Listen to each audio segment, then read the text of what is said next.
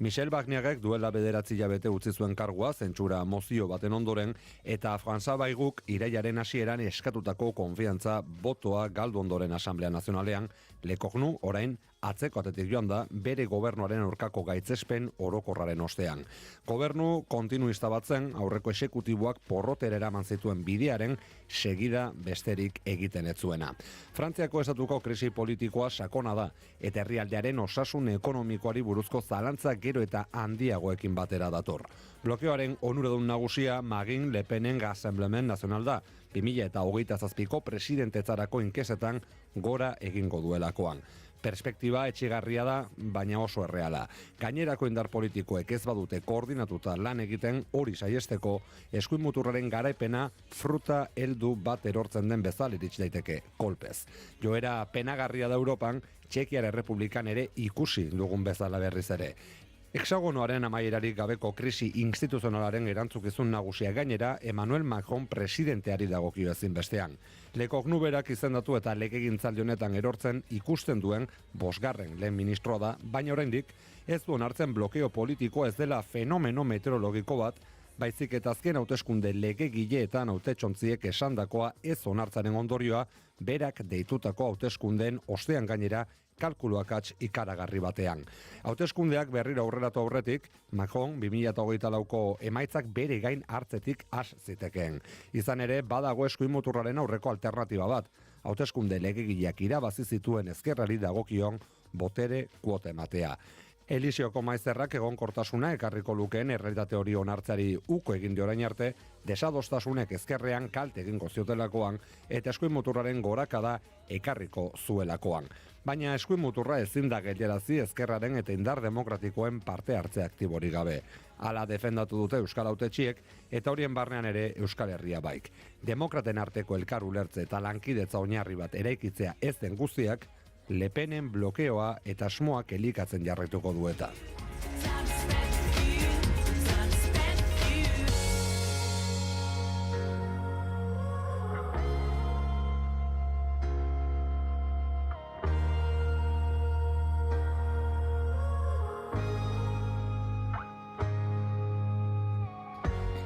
Eta guazen gaurko azalak errepasatzera gara, egunkariarekin etxetik hasiko gara. Egoera petralduta dago guztiz Frantziar estatuan, eta gaurko gararen azala ere horren adierazle da. Argazkean Sebastian Lecornu lehen ministro frantsesa agertzen da, ate batetik irtetzen. Dimisioa eskatu du, agintean hilabete ere eman gabe gobernatzeko baldintzak betetzen ez direla argudiatuz.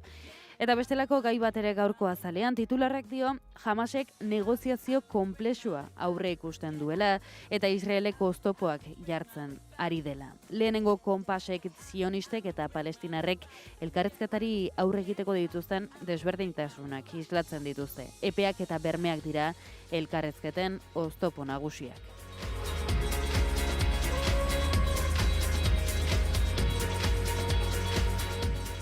Estatu krisia gorantz doa Frantzian eta gaurkoan asteartea den honetan eta Sebastian Lecornuren dimisio eskaeraren ostean, guazen Frantziar estatuko egunkari nagusiak errepasatzera ere.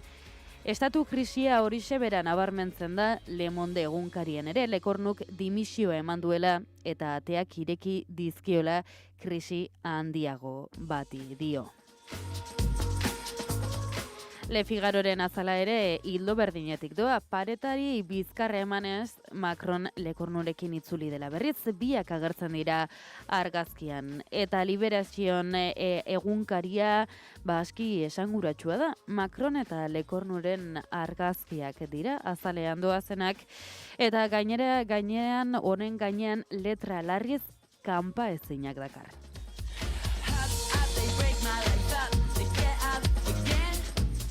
Gurera itzulita berriaren lerroburu nagusiak nazioarteko kontuak dakartza honek ere. Hasi direla Gazarako negoziazioek Egipton, baina Israelek ez duela genozidioa gelditu dio. Eta argazkian aurtengo lehen Euskadi saridunak, Unai Elorriagak euskarazko literaturaren saria irabazi du, Haur eta Gazte literaturaren arloan Carmele Michelena izan da irabazlea, eta ilustrazioan Maite Rosende.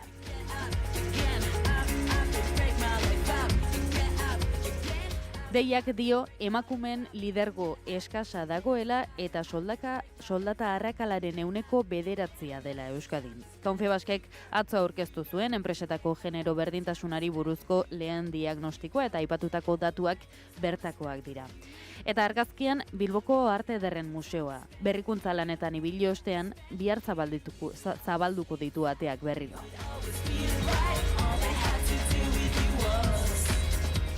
Gipuzkoara goaz, Notizias de Gipuzkoaren lerroburuan hause dakar. Administrazioak kolonien araudi aldatuko duela Bernedokoa bezalako kasuak saiesteko. Eusko Jaurlaritzak eta 3 aldundiek koordinazio mahai bat sortu dute sistemak izan ditzakeen akatsak aztertzeko. Eta bestalde hasi da gripearen aurkako txertoaren kanpaina. Gipuzkoan 18.000 pertsona deitu ditu txertoa hartzera Osakidetzak.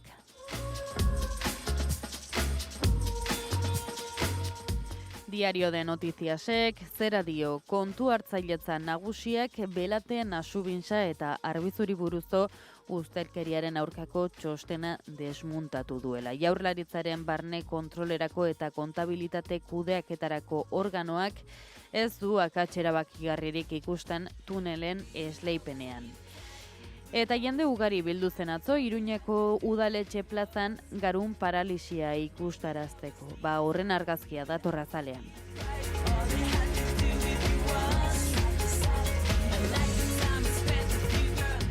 Zeharo desberdina dira gaurko elkorrearen biazalak. Bizkaikoan argazkian Arte Ederren Museoa agertzen da hemen ere. Esan dugu, ateak irekiko dituela bihar, eta titularrak bestelako gai bat dakar, lanaldi beltza izan zela atzokoa metroan, matxurak egon zirela puntako orduetan, eta bidaiariak trenbidetik horri bilizirela, hornidura elektrikoaren balizko erorketa batek katenaria desgaitu zuen goizeko lehen orduan eta arratsaldeko azken orduan baita ere, eta milaka erabiltzaileri eragin zien. Eta bestalde Arabako edizioko titularrak dio, Gasteizko lorezainek urtebete arte beharko dutela greba amaitu ondoren suspertzeko. Langileek gaur bozkatuko dute akordiorako proposamena eta ostegunean itzuliko omen dira. Eta azkenik Bueta Bozento taldearekin amaituz, El Diario Baskok dio Euskadik 10% igo dituela kontziliaziorako laguntzak eta 200 euroko txekea 4 urtera luzatu dela. Eusko Jaurlaritzak 2026ko lehen hiruhilekoan indarrean sartuko den dekretua amaitzen ari da.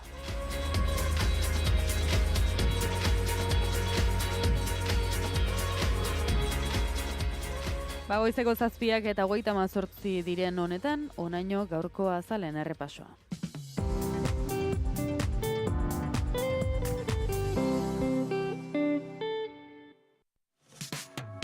Naiz irratian, zure ahots mezuaren zain gaude. Hartu mugikorra, sartu WhatsAppen, grabatu eta bidali 644-632-999 zenbakira parte hartu ahal izateko. Piztu, entzun, Naiz irratia. Informazioaren aria, Naiz irratia.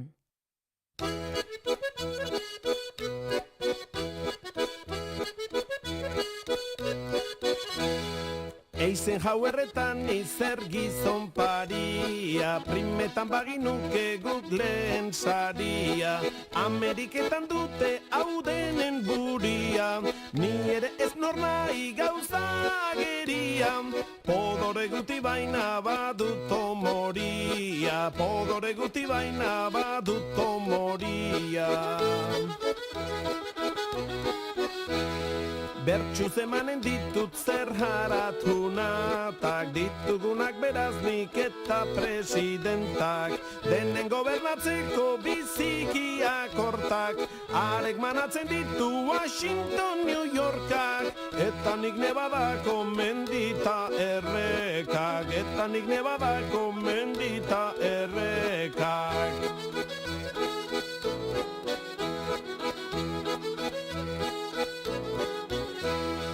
Erresuma handia ususen moldatzeko, arek behar buru bat eta nik bizango.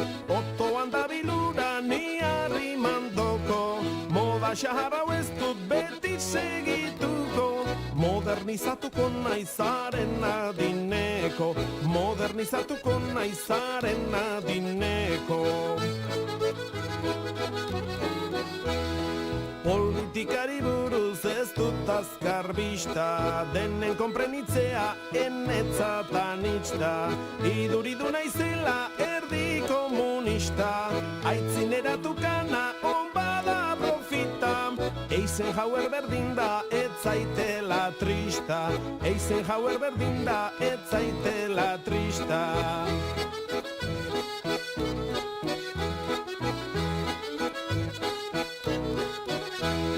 Naskeria frango dabila mundiak, armaden gerizarat guziak bildiak, guk baditugu tropak, ze tropa handiak, presidentak soldado zetanik ardiak, tranquil egiten dulo hemengo jendiak, tranquil egiten dulo hemengo jendiak.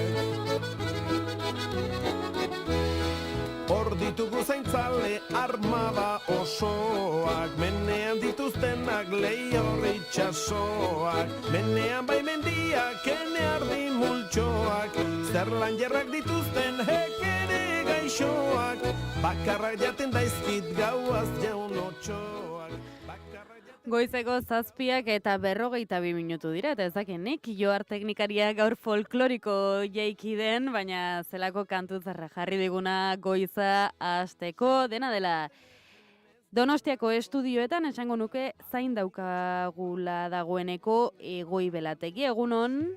Egunon, bakarrik ez nago, Hori da, eta baita Garazi Kastaino ere, ongi etorri Garazi. Eskerrik asko, zaloa, egunon guztioi. Bueno, bueltan zatoz. Bai, Nolakoak izan dira lehengo eguna Garazi?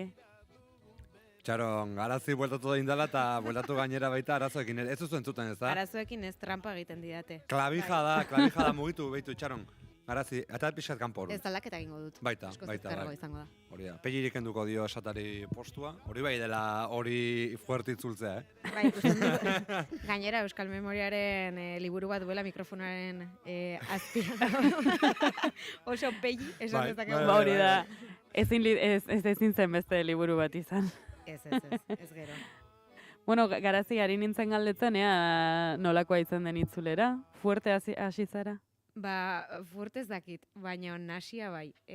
Badirudi urtebete gutxi dela, baina gero asko da. Kontatuko dut, ez nintzela gogoratzen redakziora ordu hauetan sartzeko kontu bereziak behar genituela, eta iaia kanpoan gelditu naiz.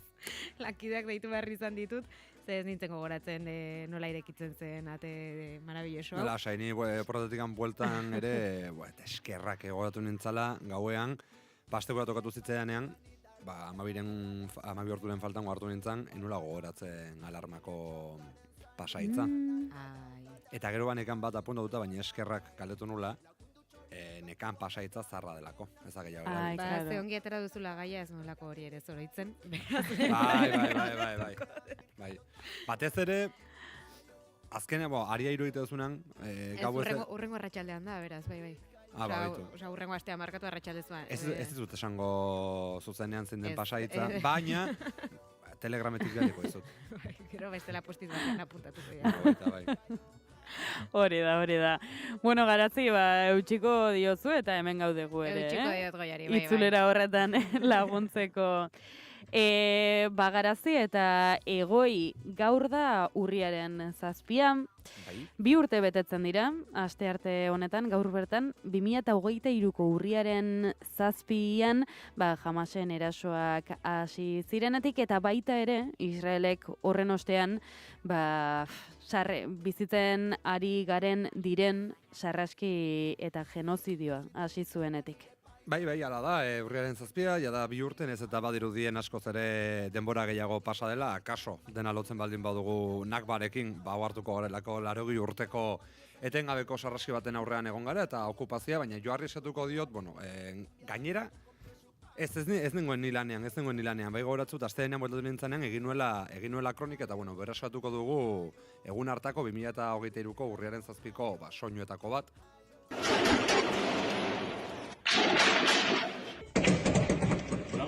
okerez banago, hau da, goratuko dituzu irudi horiek festival batenak, zeudenak Gazako zerrendatik oso gertu, oso ona, batez ere egitea, bereentzako gune militar bat den horren ondoan festival bat, baina bueno, 2 urte hauetan esango nuke muga guztiak gainditu ditugula. Ohituta gaude, anestesiatuta gaude baitaren neurri handi batean Palestinar herriaren sufrimenduari, baina esango nuke amets sionistaren sustatzaileak inoiz baino urrunago heltzen ari direla, genozidio batean murgildu arte, bueno, zalantzagarria izango zen lehenago etzen genozidioa, baina bueno, gaur-gaurkoz esango genuke baldintza guztiak betetzen dira eta gaina zuzenean ikus dezakegula erokeri bat, onaino heldu izana, eta batez ere zer den orain eztabaidatzen ari direna, ez?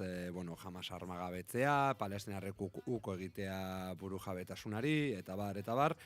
Baina zeo zer positiboa berreskuratzearren, eta ez dut asko honetan sakonduko, ze bueno, gaurko saioan albistegian ikusiko oso badugula kronologikoki prestatuta saioa oso ongi, baina bada zeo zer positiborik hemendik berreskuratzeko, gure zilborrera begiratuz, baiet esango nuke, nire sentsazio pertsonala da, mobilizazioak edo inoiz baino handiagoa direla gurean, nire barkatuz, leheno esan nahi nun ongi, eta burua juntzen momentu batez, oso goiza, baina nolabait jendearen mugak gainditu direla. Ez dakitzuek horrela ikusten duzuen, jendean azatuta dago, jendeak kalera egiteko beharra dauka, eta nik hori adibidez sumatu nuen pasaden larun batean, Iruñan, Palestinarekin elkartasunak ditutako manifestazioan, niagonez, Palestinarekin elkartasunak ditutako 11 manifestazioetan, alik eta gehien joaten naiz, nik ez dut sekulan ikusi, akaso Bilbokoa iaz, ere horrin guran ibiliko zen, baina nik ez dut sekulan ikusi, hain handia izan zen mobilizazio bat, eta hauen aldetik, Palestinarekin elkartasunaren aldetik, eta nire sentsazioa da, hain zuzen ere, dela, jende hasi delako joaten mobilizazioetara berdin nork deitu, berdin zein helburu, ze Palestinarekin elkartasunak duen gauza adierazgarrienetako bada, hauek ez dutela hitz egiten bi estatuen inguruan, eta baizik eta estatu bakar bat, demokratikoa, eta guztientzako, ze, bueno, planteatzen duten zalantza, bada zentzuzkoa ez, askok diote Israelen soilik bakea egongo dela Palestinako estatu burujabe bat dagoenean, nik esango nuke Palestinako estatu burujabe bat egongo dela soilik, Israel gehiagorik ez dagoenean, ze Israel bat egoteko ezingo dugun Palestina bat, eta bar. Baina bueno, hau dena esan da, eta barkatuko nauzue ari naizelako luzatzen, baditugula garaipentxo horiek, protesten bidez lortzen direnak, eta gaur goizean Silvan Adams nahiko nuke agurtu, ze Israel Premier Tech taldearen jabea zena, ze entzungo zenuten Israel Premier Tech taldea egitura propioz, baina Israel taldea desagertzen dala, izenak egunon Iker, egunon Iker. Ez zen, aguantatzen, orkia izen usten baina ez zuen. Justu gai hori kontuz, Bale, baina Silvan Adams otako dute. Kontuz. Silvan Adams ez da egongo taldearen egituran. Bale, oso ondo. Zer finantzatzen du taldea? Horindik ere jarrituko du. Hori ez da argitu. Nor finantzatu? Goizegi da. Biharko tertuliarako akaso, argipenen bat atzo albistea da, eta mundu guztia, ze ona! Bueno, Israel izanak endantzen da. Silvan Adams, gainera, ez tekize kristotara pasatzen da tipo hori. Bai, ez bada. Sekta Israelgo munduko, ez dakatu, juduen munduko kongresua. Ez padu sekta izena horrek. Baina izango dena da, lobby terrible. Beste. Hori, tipo horra doa, oso ondo, ados, bai. Nork jarriko du dirua. Bitu hori oso eta ikusi barko da, baina grazien diana da, azkenean, bota duten hola bait, izena aldatu. Protesten funtzionatu dute. Bai, protesten funtzionatu dutela, eta gainera, Silvan Adams baztertu dute. Baina Silvan Adamsek berak sortu zuen taldeo bere diruakin, dirutza sartu du, eta... Bueno, gero narratiba saiatu dira pixka bat, ez? Berak esan dugu algo atera pauso bat emango duela, taldearen... Bai, baina hori da kontua. Baina filtratu den adazken orduetan, Silvan Adamsek nahizuela jarretu eta berari 5 dan, eta azkenan benetan izan dira taldeko beste... Ez juntze bestela taldea desagertzea. Noski, baina orain da, joan zaitez, baina zure diru hemen gera dela, segurenik. Bai, hori da. Aterako du etekinen bat. Niri dena dela, kontu guzti honekin beti edo, bintzate gaur sortzen zait horrelako sentsazio gazigozoa, esan duzu, garaipen txikiak ez dakit.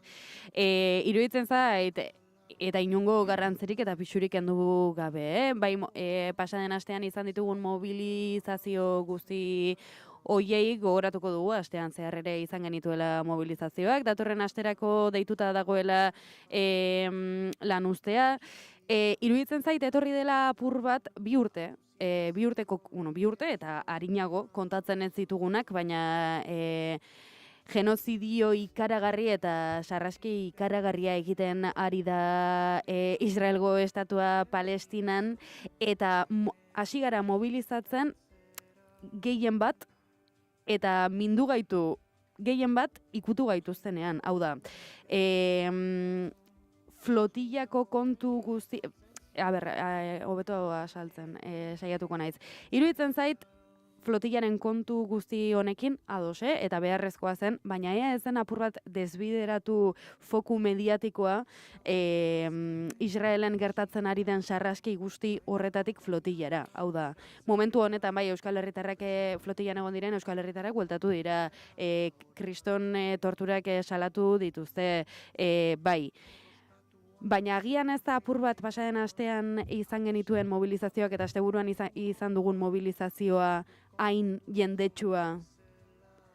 Nik bai, ulertzot esan nahi ezuna zaloa, eta neurri baten esango nuke bai, zaina flotillarekin ere gauzak argi eta garbi esan bar dira, hor bazeuden beraien agenda propioa bultzatu nahi zuten personajeak ere, ez zute esango gehiengoa zirenik inondik inora, baina, bueno, nahikoa da entzutea konpromiseko diputatu hau, gora eta bere bilidana. Detonante bat izan da. Hori da, inflexio puntu bat bai esango nuke, baina nik positibotat jotzen dut, egia da, kontutan, lehen esan duguna, kontutan hartuta Palestinarekin zeinen anestesiatuta gauden eta operazio militarrak ematen diren bakoitzean, nolabait palestinarrak hiltzea normala da. Osea, hori egitea bezala, ez? Bukle sensazio bat bai sortu dela bi urtetan, baina egia da nik igual flotillaz gain, eta ez neurri berean, eta kaso oso Euskal Herrira begira, baina ez dakit den ikasturte hasieraren sensazio hori edo, baina nik ikusi eta antzeman ditut desberdintasunak, egon daitezkenak flotillaren efektuarekin lotuta edo ez, baina eskoletan gurasoen dinamika xume batetik hasi izana, bihurtu da irakasle eta hezkuntza komunitate osoaren gure aurrak dira plataforma, mugimenduak, inbidea, deitu nahi duzun bezala. Lanuzteak daude. Bai. Bi urtetan ez da lanuzterik egon. Eta mobilizaz... Bai, greba orokorraren aukera ere aurrekoan manifestazioan Palestinarik elkartasunako arduradunek esan zuten, planteatuko zietela sindikatuei greba orokor bat deitzea. Hor baita eztabaida dago, ea zer den eraginkorrago lanuztea edo greba, edo bideragarriago, baina nik uste konbo bat izan dela. Bai, nik uste ez dakit. Nik esan duzu niri azkar pasa zaizkit bi urteak, atzera begira egiten dut, eta uste dut azkar pasa zaizkiala, zentzu batean bukle sensazio hori badelako, orain arte ere oso ekin bide gutxi zegolako, naiz eta presio soziala egon, esan nahi dut. Asko kostatu dira errekonozimentu instituzionalak, asko kostatu,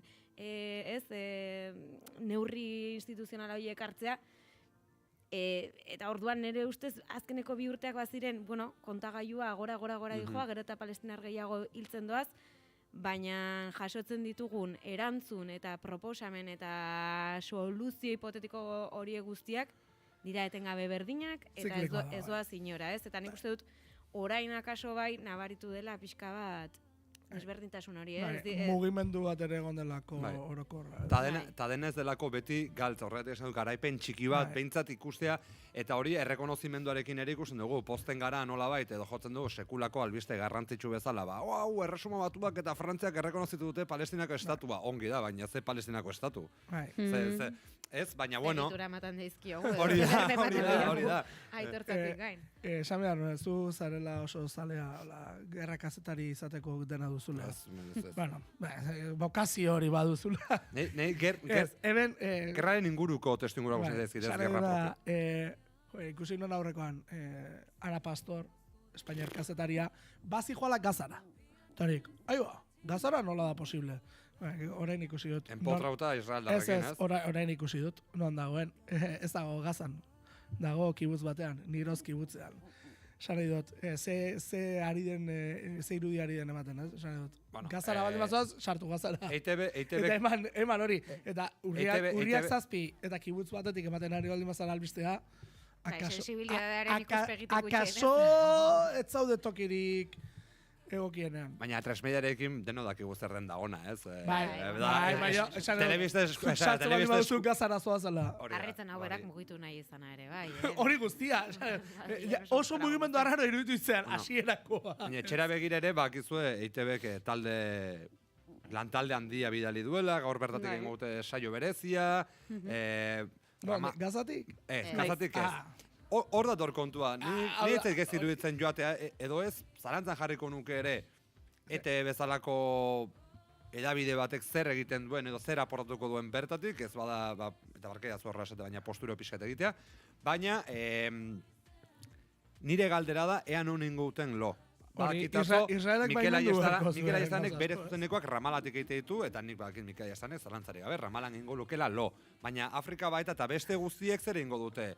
Emititu Ramalatik eta gero Jerusalemeko zeinaleta ingo dutelo. Hoi gustatuko litzateke jakitea. Ekialdean egiten baldin baute zorionak eta ez dut berriz ere zalantzarik jarriko zuen gain. Baina... Arkipenak exigitzen ditugu. Tartean gure diruarekin ari direlako hori ordaintzen. Nik uste dut ere hor sartzen direla kazetaritza eta showaren arteko nasketa arraroiek gaur egungoak. Beste eztabaida bat dela, baina... Ukrainara joan zirenean bezala. Gaur pila joan baina, bueno, sarituak izan ziren, okerrez banabil.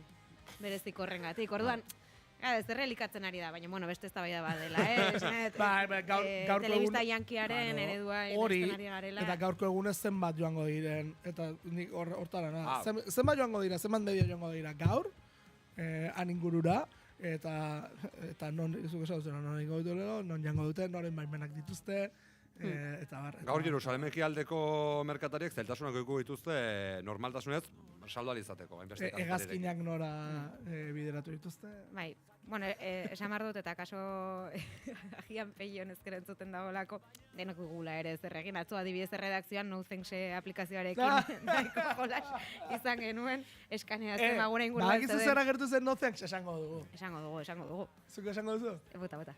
Añanako gatza, NoThanks. Jesus. Eusko labelduna.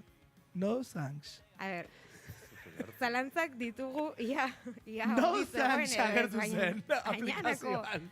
Gatza zerrenda gorrian dago. Jakin dezazula, ez dugu lertzen osongi ere. Ez dugu lertzen guk ere, labeldun, añanako gatza, eskaneatu eta NoThanks. Vale. Bueno, irukote, gaurko izean zehar izango dugu, aukera guzti honen inguruan hitz egiteko, minutu eskas falta da goitzeko 8:00 heltzeko, Iker, zer iruditzen zuzenean, zuri pasoa ematen Ez kantu hau baino, eren egunen kantu utziko dugu, zen ireak azalpen gehiago behar zuen. Hortaz, eren egunen kantu dugunez. Biharko utziko dugu, hori da. Eren egunen kantua beraz, goizeko 8:00 minutu eskas, egun hona izan. Berdin. Gero arte. Baina gaur minutuak gehiagi da, arna sartu, tatzera begiratuko. Dena galdu dela iportu eta minutuak nekoa ez da, buru altxa, tatzera esan zakiteko. Berandu egidera onantzeko, gehiagi da minutu bat, arna sartuta. Atzera begiratzeko, lekoa ez da minutua, buru altxa eta berandu egidela onartzeko.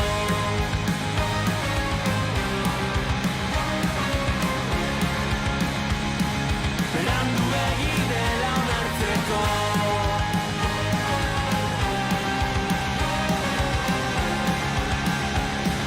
Berandu egidela onartzeko.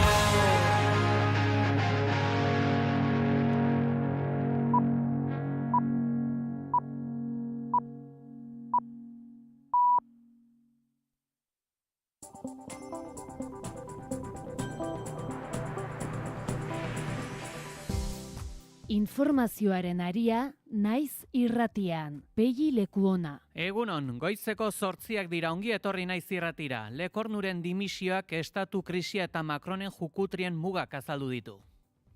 En ce lundi matin, les conditions n'étaient plus remplies pour que je puisse exercer ces fonctions de Premier ministre et permettre au gouvernement... Gobernua izendatu eta ordu gutxira Sebastien Lekornu, lehen ministro frantsesak dimisio aurkeztu du, gobernatzeko baldintzak betetzen ez direla argudiatuz. Macronek dimisioa onartu eta gutxira eskatu dio gobernu burua izandakoari asteazken gaua bitarte negoziatzen jarraitzeko aukera guztiak mai gainean daudelako. Zaloa Badiola, egunon. Egunon Pegi eta egunon entzuleok, erreakziorik deigarriena Gabriel Attal Macronen alderdiaren presidentetik heldu dira. Frantses askok bezala ez dituela presidentearen erabakiak ulertzen esan du. Comme beaucoup de Français, je ne comprends plus les décisions du président de la République. Il y a eu la dissolution et il y a depuis des décisions qui donnent le sentiment d'une forme d'acharnement à vouloir garder la main. Askok 3 aukera ikusten dituzte. Asamblea Nazionala disolbatzea eta hauteskunde eta berriak deitzea, Macronen dimisioa, ala ezkerrarekin kohabitazio gobernu bat sortzea. Hamasen negoziak eta konplexuak aurre ikusten ditu eta Israelek oztopoak jarri ditu. Ez ditu bere talde negoziatzaileko buruzaiak bidali Tel Avivek erabakiak hartu edo proposatzeko gaitasunik gabeko enparauak baizik bidali ditu. Israelen mugimenduek iradokitzen dute ez lukeela benetako bakerako borondaterik edukiko, baizik eta denbora irabazten saiatzen ari dela bere aurkako nazioarteko presioa handitzen ari den unean. Eta gaur 2025ko urriaren 7 dugu, 2 urte betetzen dira Hamasen erasoetatik eta hauen ostean Israelek abiatutako aurrekaririk gabeko sarraskitik.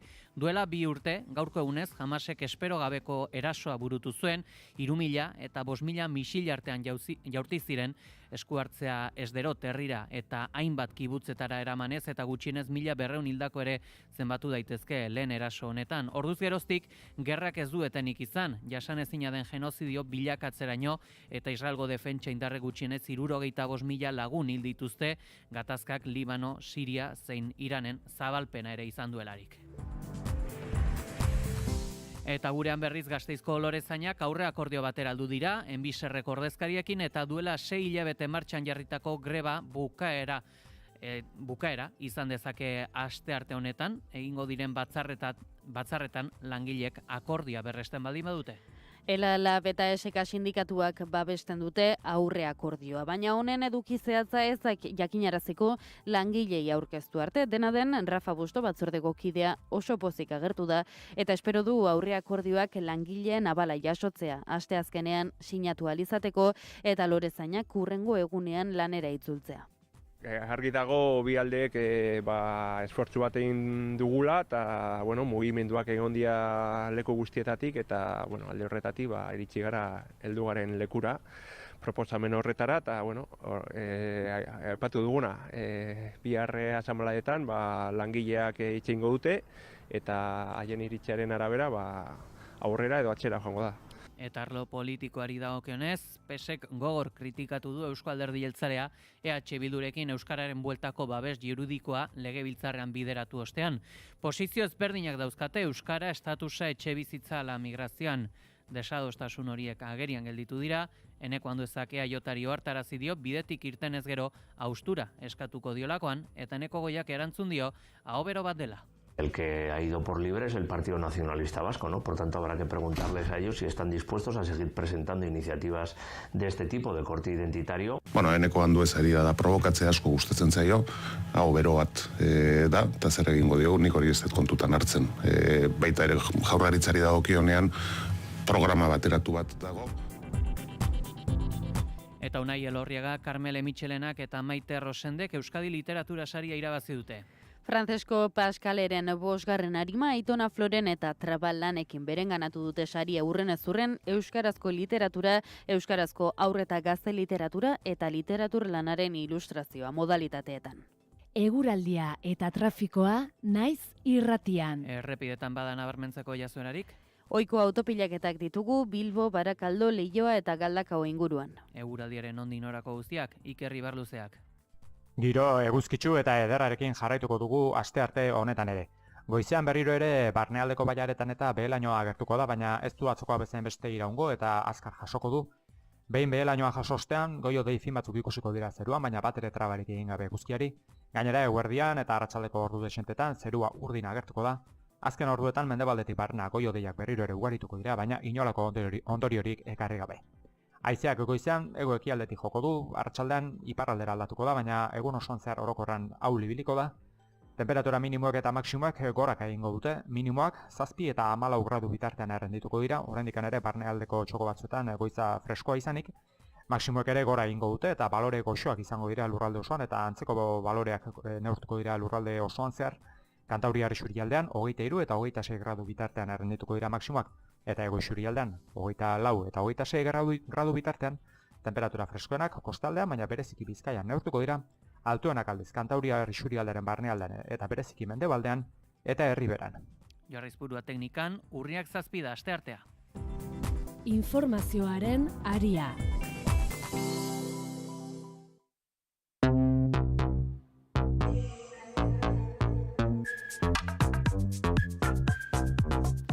Bi errekorrekin bukatu da Sebastian Lecornuren gobernua, berea izan da, iraupen laburrena izan duen exekutibo frantsesa 27 egun, eta aldi berean, Lecornu bera izan da, ministroak izendatzeko denbora gehien behar izan duen lehen ministroa, 26 egun.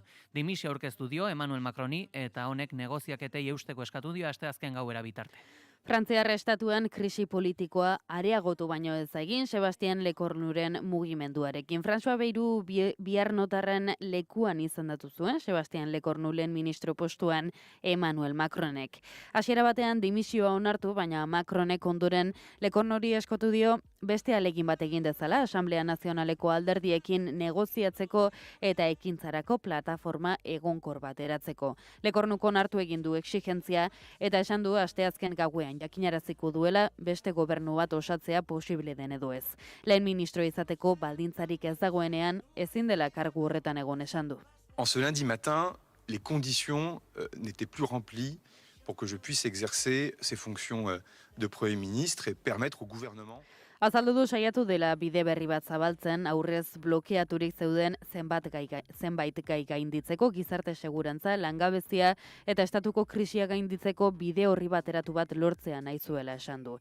3 arrazoi zehatz aipatu ditu, batetik alderdiek edozeren aurrean zentsura mozioa aplikatzeko mehatxua aipatu du, bigarrenik hauek gehiengoa balute bezala jokatzen dutela eta azkenik gobernu berria bere ministroak alegia ez direla adostasunera iritsi. Tentsioa izan dela eta interes alderdikoiak aipatu ditu, apalagoak izateko eskatu die denei. Suffirait de peu pour que ça fonctionne. J'avais dit ici même, on va y arriver et je veux le redire, dans le secret des échanges que j'ai pu avoir, il suffirait de peu pour que l'on puisse y arriver. En étant... Lecornuren dimisioa asteazkenean ematen bada, eszenatoki ezberdinak zabalduko dira hauteskundeak deitzearen abarne. Sebastian Lecornuren gobernua lerrarazi duen arrazoian artean, Bruno Lemerren ministro izendapena dago, Les Républicains alderdi eskuindarrak lerro gorritza jo du. Minutes avant que la composition du gouvernement ne soit donnée. Jamais il ne m'a dit, il m'a caché, qu'il y aurait la nomination de Bruno Le Maire. Donc, un problème de confiance. Retalieu, Les Républicains alderdiko presidenteak azaldu duenez, Sebastian Lecornuk ezkutatu egin zion Bruno Le Maire armeetako ministro izango zela. Lehen unetik konfiantza arazo egon dela baieztatu du, alderdi eskuindarrarentzat, Le Maire finantza ministro izan zenean hasi ziren, gaur egun estatu frantsesak dauzkan arazo ekonomikoak eta dimisioak ere erreakzio andana sortu du. Misterioa da zer gertatuko den orain estatu frantsesean, errezeta berdina erabiltzeak emaitza berdinak ematen dituela diote askok. Asteazken gaua egungakoa izango da Emmanuel Macronek zer egingo ote duen erabakitzeko eta aukera guztiak mahai gainean daude. Erreakziorik deigarriena Gabriel Attal Macronen alderdiaren presidentetik heldu dira. Frantses askok bezala ez dituela presidentearen erabakiak ulertzen esan du. Comme beaucoup de Français, je ne comprends plus les décisions du président de la République. Il y a eu la dissolution et il y a depuis des décisions qui donnent le sentiment d'une forme d'acharnement à vouloir garder la main. Rosenblatt ultraeskuinak dio bi aukera daudela Asamblea Nazionala desegitea ala Emmanuel Macronen dimisioa. Jordan Bardelak baieztatu du gobernuan sartzeko prest daudela. Si les Français le veulent, nous sommes prêts à gouverner. Et si les Français ne le souhaitent pas, eh bien nous serons républicains et démocrates. Et comme nous l'avons toujours fait, nous respecterons leur volonté. Merion Banesal eta Erik Zioti bezalako eskuindarrek Rassemblement les Republicans eta UDR alderdiaren artean eskuinaren blokeoa osatzeko garaia dela darrikatu du. Ezkerra berriz zare sakabanatua dago aspalditik okerrerantz joan dira alderdi sozialista eta Fronte Popular berriaren gainontzeko alderdien arteko harremanak. Azken orduko bilera baten ostean ez dela Fronte Popular berriaren birformulaziorik egongo esan dute eta hildo horretatik Olivier Faure sozialistak esan du edozer egiteko prest dagoela urtea bukatzen denarako aurrekontua izateko. Moi, je suis prêt à tout ce qui permettra aux Françaises et aux Français d'être rassurés sur le fait que nous aurons bien un budget à la fin de l'année. Marin Tondelier ekologisten buruak 3 aukerako proposamena sorta aurkeztu du lehentasuna ekologista eta ezkertiarrekin kohabitazio gobernu bat sortzea dela esan du, baina Asamblea Nazionalaren sakabanaketa ala Macronen dimisioa ere aurre ikusten du. La première solution, c'est la démission. La deuxième solution, c'est la dissolution. La troisième solution, la cohabitation. Emmanuel Macron bigarren aldiz presidente hautatu zutenetik 5 lehen ministro izan ditu. Bat bera ez da heldu 2 urteko agintera. Elisabeth Bornek urtea eta 7 hilabete egin zituen karguan, Gabriel Attal ia 8 hilabete, Michel Barnier 3 hilabete, François Bayrou 9 hilabete eta Sebastian Lecornuc 27 egun. Metaforantzeko irudia eskaini zuen atzokoan Macronek lehen ministroaren dimisioan hartu berritan, bakarrik Sena ibaian zehar paseatzera eta telefonoz hitz egitera joan zen, legegintzaldi hau ahultasun eta ezegonkortasun politikoak markatu du bereziki, zergaitik ez duelako alderdi ezkertiarrekiko kohabitaziorik onartu. Asamblea Nazionalean 2022an gehiengoa galdu zuenetik 7 data esanguratsu izan dira eta hauen errepasoa dakar Oñat Zeizburuk. Hasieran aipatu moduan 2022ko ekainaren 19an historiaren aldikoz presidente berriz aukeratu batek ez zuen gehiengo osorik izan hauteskunde legegiletan. Macronek botoen 48% lortu zuen hauteskunde presidentzialetan Marine Le Penekin bigarren itzulira pasa ondoren, baina legegiletan etzen ala izan. Elisabeth Borne izendatu zuen orduan lehen ministro izatez alderdi sozialistatik zetorrena. Asamblea Nazionalean etzen gai izan akordioak lortzeko hau. 2023ko martxoaren 17an Asamblea Nazionaletik pasagabe dekretuz pentsioen erreforma onartu zuen Bornek, haserre handia eragin zuen eta jubilatzeko gutxieneko adina 74 urtekoa ezarri. Honek Macronen irudia erabat kaltetu zuen. Ondoren 2024ko ekainaren 9an, hauteskunde europearreteko inkestetan zuen gainbera ikusita, Gabriel Attal jarri zuen lehen ministro Macronek Bornen ordez. Horrek ez zuen esperotako efektua izan. Urte eta erdi geroago, Jordan Bardella buruzaki ultraeskunderrak irabazi zituen Europako hauteskundeak frantses estatuan, eta Macronek gau horretan bertan hauteskunde legegilea ditu zituen, parlamentuko hauteskundeak alegia. Ondoren hauteskunde horiek uztailaren 7an izan ziren, eta lehen indarra izatetik Asamblea Nazionalaren 3. indarra izatera pasatzen Macronen alderdia. Lehen indarra Fronte Ezkertiarra eta bigarrena Le Penen ultraeskuina. 3 bloke, 3 ezin ezkontzeko bloke sortu ziren eta horrek egoera politikoa zaildu du. Blokeoen aurrean, 2024ko irailaren 5ean Michel Barnier izendatu zuen Macronek lehen ministro. Brexitaren negoziatzaileetako bat izan zen Barnier, kontserbadorea eta murrizketen aurrekontua prestatu zuen nolabait ultraeskuina bere ganatzeko asbotan. Baina, 2024ko abenduaren 4an, zentsura mozio egin eta kanporatu zuten 73 urteko Barnier. Ondoren, alderdi sozialistaren babesa izateko asmotan, François Bayrou bihar notarra izendatu zuen Macronek lehen ministro. Negoziaketak hasi zituen alderdi sozialistak ez ezan aurrekontuen aurka egin eta trukean pentsioen erreforma aldatzea proposatu zien. 9 hilabete iraun zuen karguan Bayruk konfidantza mozioa aurkeztu baizuen aurrekontuak ezin onartu ikusirik irailaren 9an. Orduan, Sebastian Lecornu jarri zuen ministro Macronek gobernuan mantendu duen bakarra haseratik aliantzak egiteko asmotan alderdi sozialistari eskaintza ezberdinak egin dizkio, baina ez du ezer lortu. 27 egun karguan eman ondoren, dimisio aurkeztu du. Ikusiko da asteazkena bitartean, dimisio hori mantentzen ote den, 29 egun egiten dituen karguan hala balitz, Bayruk hautsi zuen errekorra hautsiko du. Herrialdean oraezean eta krisi politiko larri batean utzita. informazioaren aria.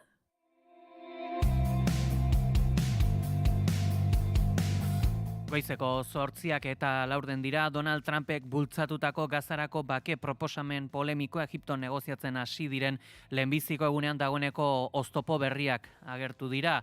Israelgo gobernuak zerrenda bombardatzen jarraitzen du eta ez ditu bere talde negoziatzaileko buruzagiak bidali Tel Avivek erabakiak hartu edo proposatzeko gaitasunik gabe.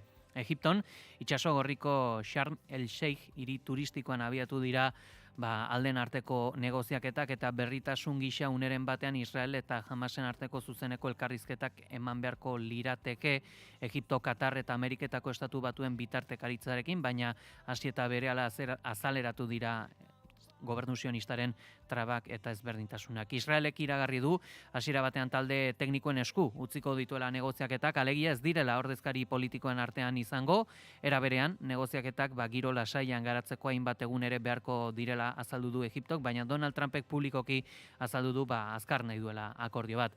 Adierazgarria ere, Tel Avivek hautatu dituen profilak negoziaketarako, Benjamin Netanyahu, Israelgo lehen ministroak bere gertukoa den Ron Dermer, gai estrategikoetarako ministroa bidali du ordezkaritzako buru gisa, eta honek gutxienez asteartera bitarte atzeratu du bere presentzia Egipton inongo justifikaziorik azaldu gabe. Steve Witkoff, Ameriketako Estatu Batuetako ekialde hurbilerako ordezkari bereziarekin, ala Jared Kushner, Trumpen suiarekin batera helduko da Dermer Egiptora. Puntu honetara helduta, komenigarria da zehaztea Kushner handiki ultrasionista ezaguna dela, kolonoen aldeko eta Dermerrekin batera, Netanyahu eta Trumpen gobernuen arteko interlokutore ez ofizial bezala jarduten duena. 2025. urtean, bi gobernuek adostu zuten eta Israelek alde bakarraen apurtu zuen Suetenaren talde negoziatzaileko buru izan zen gainera Ron Dermer bera, eta guzti honek iradokitzen du Israelek ez lukela benetazko bakerako borondaterik izango, baizik eta denbora irabazen saiatzen ari dela beraurkako nazioarteko presioa handitzen den bitartean. Trumpen planaren lehenbiziko faseak baitu israeldar guztiak askatzea dauka helburu, preso eta sarritan epaiketari gabe dauden ehunka palestinar aske ustearen truke, puntu zailena, bigarrena izan daiteke.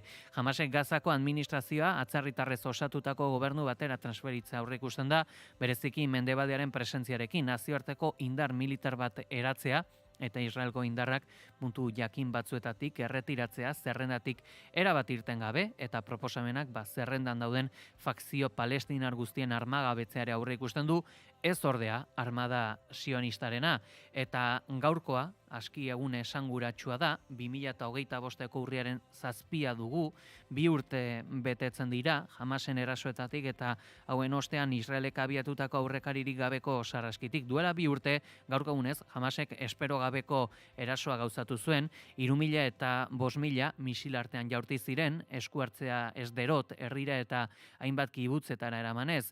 Gutxienez, 1.200 hildako zenbatu daitezke lehenbiziko erasonetan, eta orduz geroztik gerrak ez du etenik izan. Jasanezina den genozidio bilakatzeraino Israelgo defentsa indarrek gutxienez 75.000 lagun hil dituzte 2 urtetan, eta gatazka Libano, Siria zein Iran ere zipristindu ditu. Egoi Palategi, egunon.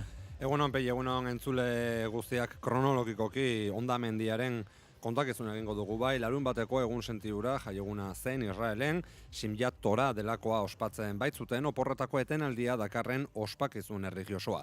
Hori dela eta mugak zaintzen zituzen 1.500 soldaduen kopurua erdira murrezu zela kalkulatzen da. Goizaldeko 4 aldera Hamasen aginduen ostean, aho ibili ziren edozein transmisio elektroniko saiestuz eta hala, koordinazioagatik eta tamainagatik inoiz ikusi gabeko eraso bat egiteko 100 arduradunak bildu ziren elkargune deiturikoetan. Han ezagutu zituzten euren misio zehatzak eta beharrezko ibilgailuak eta armak jaso zituzten erasoak grabatzeko kamera batzuk barne.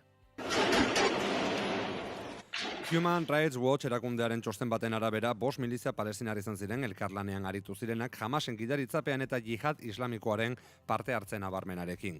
Bat-bateko eraso horrek 3.000 eta 5.000 misil artean jaurtitzeak errazuta dozenaka puntutan zulatu zituen mugetako hormak eta kabinak edo airetik gainditu zituen parapenteen bidez.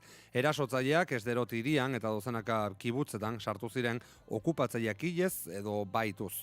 Hildakoen kopuru zehatza ez da inoiz zehatza zehaztu identifikatzeko zailtasunengatik edo argitu gabeko desagerpenengatik, baina iturri ezberdinek 1.200 hildakoen kopuru aipatu zuten hasieran, ostera 1.000 inguru izan zirela baieztatu da. Biktimen artean euskal herritar bat ere egon zen, Iban Ilarramendi, 56 urteko zarauzarra bera, Loren Garkovitz emaztearekin batera bizi zena. Kibutz batean, emazteare hil zuten, kibutz hori Gazatik 2 kilometro eskasera zegoen. Urriaren 7 heldu baino lehen 2023an bertan hildako palestinarren jarioa ia egunerokoa zen azken 75 urteetan zehar bezala. Soldadu edo kolono israeldarrek ez dute inolako ozoporik izan, hau 1948 gerozik, etenik gabeko gatazka baten adierazpena izan dugu. Gaur egun dauden datuekin zaila da erantzun erabakigarri bat ematea.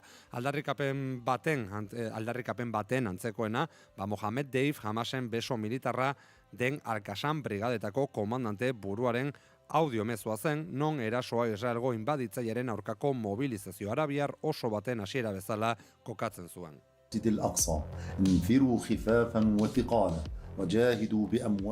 Mohamed Deif hilko zuen ostera Israelgo armadak Hamaseko buruzagi gehienak bezala, tartean baita ere Iranen eta Katarren. Ordutik ona Israelek eragindako sarraskiaren amaieraren arrastorik ez dugu sekulan ikusi, datu izugarriak utzi ditu, Gazan hondakinen artean eta ondorio psikologikoekin bizi diren, ehunka, milaka aurrak ditugu, baina beste eskala batean urriaren 7an Palestinako miliziak antzemandako baituen auzia ere zintzilik dugu. Une honetan kalkulatzen da 20 bat direla bizirik mantentzen diren baituak eta beste asko hilik daude hondakinen azpian. Argitaratutako azken datuen arabera, egun hartan Gazara eramandako 117 lagun askatu ziren, hasiera batean emandako su eten horien baitan, egoera honek Netanyahurentzako barne presioa suposatu du, baitu ezari gara, batez ere irailean, 2023ko irailean, badagoeneko hainbat baitu hil zituztela, armadak hil zituela jakinarazi zenean bombardaketen bidez. Urriak 7an bertan Israelek berehalako erantzuna Gazako zerrendara bideratu zuen bombardaketen bidez. Egun hartan bakarrik dagoeneko urriaren 7tik 8irako gauean 188 palestinar hil ziren. Al-Shifako ospitalea Gazako handiena eta garrantzitsuena zen, hasieratik Israelen erasoen jopuntuan egon zen azpiegitura hori. Martxoaren 18tik apirilaren batera, hau guztia esango dugu 2024an zehar izan zela, erabat suntsituta utzi zuten Al-Shifa eta hainbatetan berrirekitzen saiatu diren arren esango dugu gaur-gaurkoz oso mugatua dela bere gaitasuna herritarrak hartatzeko. Saiakera asko egon dira 2 urteotan sarraskia gelditzeko, baita 2 sueten adostu ere, azkena 2025ko hasieran bertan, Donald Trumpek aginte hartu eta berehala, 2 kasuetan Israelek alde bakarrez aportu zituen meni horiek gatibuen elkartruke batzuen ostean. Izan ere, baituak salbatzea ez, Israelen benetako helburua proiektu sionistarekin jarraitzea dela argi gelditu zion zaigu, palestinarrak euren lurraldetatik ateratzea kosta ala kosta. The Commission concluded that Israel has committed genocide against the Palestinian. Nazio Batuen erakundeko ikerketa batzorde batek ondoriozatu du Israel genozidio egiten ari dela Gazako palestinarren aurka. Aurtengo irailean publiko egin duten azken txostenean 16.000 froga zerrendatu dituzte eta munduko estatuei beste alde batera begiratzearen arriskuez ohartarazi ere. Egun batzuk pasata, Zisjordena okupatuan ere, sistematikoki herritarrak kanporatzen direla baieztatu zuen batzorde berak. Bien bitartean gutxinaka munduko estatu askoren, tartean mendebaldekoen balantzak aurreikusi gabeko posizioetara eraman ditu Israelek. Asko errekonozitu dute genozidioan, baita Palestinak estatu burujabea behar duela ere. Gobernuen iritzi aldaketa hori ordea, gizarte zibilak bultzatutakoa izan da. Hasieratik presente egon baita Palestinaren aldeko joa mundu osoko kaletan eta biderkatuz joan da hori. Israelek eten nahi ez zuen genozidioak biderkatu, baino ez zuen mobilizazioa pegi. Gero egingo dugu batzurekin berriro, gero arte. Gero arte.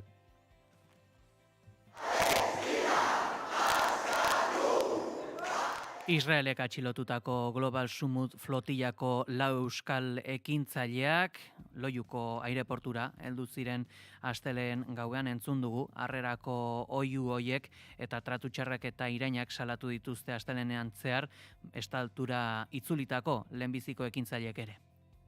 Astetik Israelen preso egun ostean, asteleneko azken orduan heldu dira lau euskal herritarrek lehenik Greziara deportatu zituzten eta handik Bilbora ekin dute hegaldi erregular batean. Garaketan aizek ezin izan dute baieztatu momentuz, tratu iraingarririk jaso ote zuten Negebeko basamortuan dagoen Saharonim kartzelan.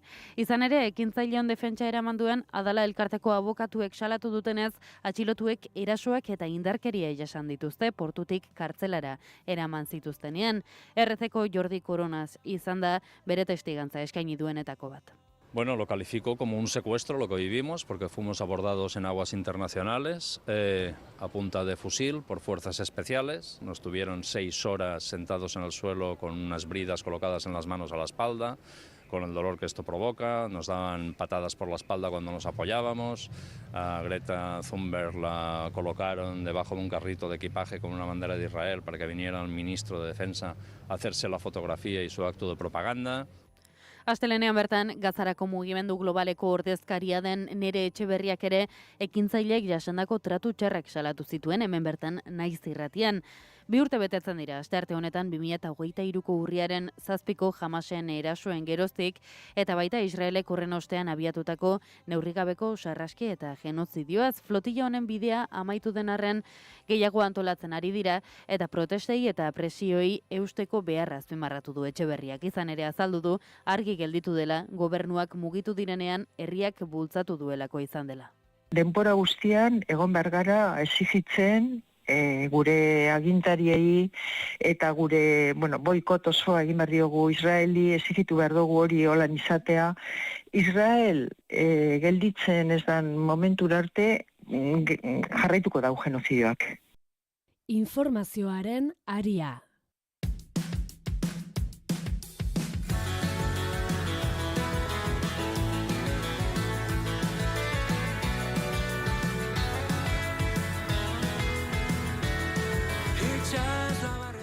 Hiru minutu goizeko 8:00 izan daitezen, PSek gogor kritikatu du Eusko Alderdi Jeltzalea EH Bildurekin euskararen bueltako babes juridikoa legebiltzarrean bideratu ostean. Posizio ezberdinak dauzkate euskara, estatusa, etxebizitza ala migrazioan, desadostasun hauek agerian gelditu dira. Eneko Anduezak EAJari ohartarazi dio bidetik irtenez gero haustura eskatuko diola, eta Eneko Goiak erantzun du, Eneko Andueza ahoero bat dela, naiz eta honek ere ez dion asko axola. Euskal Herria Bildurekin kutsu abertzaleko ezerra dosten badu EAJak euren arteko harremana arriskuan jarriko dela esan zuen, asteburuan Eneko Andueza PSeko idazkari nagusiek. Uste du euskara babesteko bi indar abertzaleek eman dezaketen aurrera pausoa eta estatus berrian erabakitzeko eskubidea sartzeko aukerak dibortzioa ekarri dezakela. El que ha ido por libre es el Partido Nacionalista Vasco, ¿no? Por tanto, habrá que preguntarles a ellos si están dispuestos a seguir presentando iniciativas de este tipo de corte identitario. Eneko Goia EAJko Donostiako alkateari ez da harritu Anduezarekin, bere esanetan aho bero bat da. Eneko Anduezari da probokatzea asko gustatzen zaio, aho bero bat da, eta zer egingo diogu, nik hori ez dut kontutan hartzen. Baita ere Jaurlaritzari dagokionean programa bateratu bat dago, eta elkarren artean ni uste dantxukuna egiten ari direla.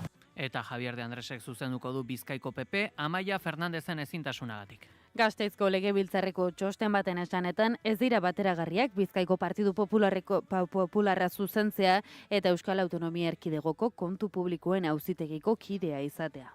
O sea que me correspondería a mí esa responsabilidad en este momento y es verdad que la persona que ha sido designada tiene que resolver su situación, que desde luego para nosotros era insospechada, ¿no? Porque Salbuespean egoera horretan jarraituko dute Amaia Fernandezek bere egoera argitzen duen bitartean. Informazioaren aria.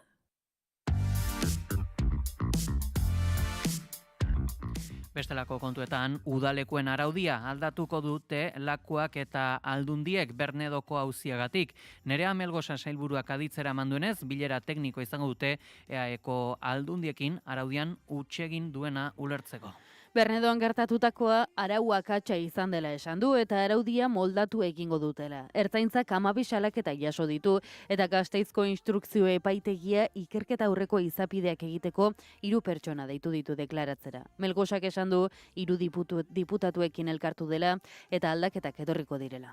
Elkarrekin hausnartzeko eta horrela sistemaren akatsak aztertzeko. Mai hau erantzukizun partekatutik eta botzeko borondatetik sortu da. Familiek eta gizarteak horixe eskatzen digute. Koordinazioa, zorroztasuna eta erantzuteko gaitasuna. Erreakzionatzeko gaitasuna izateak lagunduko digu bide guztietatik saihesten Bernadora bezalako egoerak berriro gertatzea. Adin txikikoen aisialdiari buruzko araudi eguneratua egiteak denbora beharko duela esan du, eta lehenik ere lanean ari direla, begiraleen formakuntza eta titulazio eskaera aldatuko dutela esan du. Pasaden ostiralean begirale ugarik jazarpen asalatu zuten, baita zuzeneko erasoak ere. 71 kolektibok transfobia eta faxismoa zabaltzeko aitzakia gisa erabiltzen ari direla gertatutakoa hartarazi zuten. Salaketa jarri duten adin txikikoen familiek berriz, 13 eta 15 urte bitarteko nerabeak biluzik eta elkarrekin dutxatzera behartzen zituztela diote, eta begiraleak ere eurekin dutxatzen zirela. Gasteizen berriz, udaltzaingoak 3 gizon 31 urteko 2 eta 57 urteko 3 atxilotu ditu asteburuan bikotekidei eta bikotekide ohia erasotzeagatik. Bestetik, Donostiako udalean ordezkaritza duten alderdi guztietako kideek astelehen honetan izan den elkarretaratzean parte hartu dute emakume batek joan den astean jasandako eraso matxista gaitzesteko. Erasoa ostegunean izan zen, gizon batek bikote ohia kolpatu zuen leiho batetik bere etxebizitzara sartu ostean urruntze agindua urratuz. Informazioaren aria.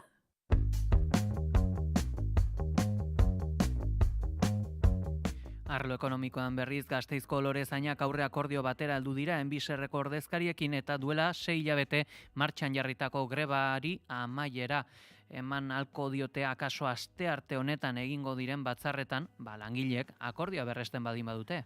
ELALAB eta ESK sindikatuek babesten dute aurre akordioa, baina honen eduki zehatza ez da jakinaraziko langilei aurkeztu arte. Dena den, Rafa Busto batzordeko kidea oso pozik agertu da eta espero du aurre akordioak langileen abala jasotzea asteazkenean sinatu ahal izateko eta loretzainak hurrengo egunean lanera itzultzea.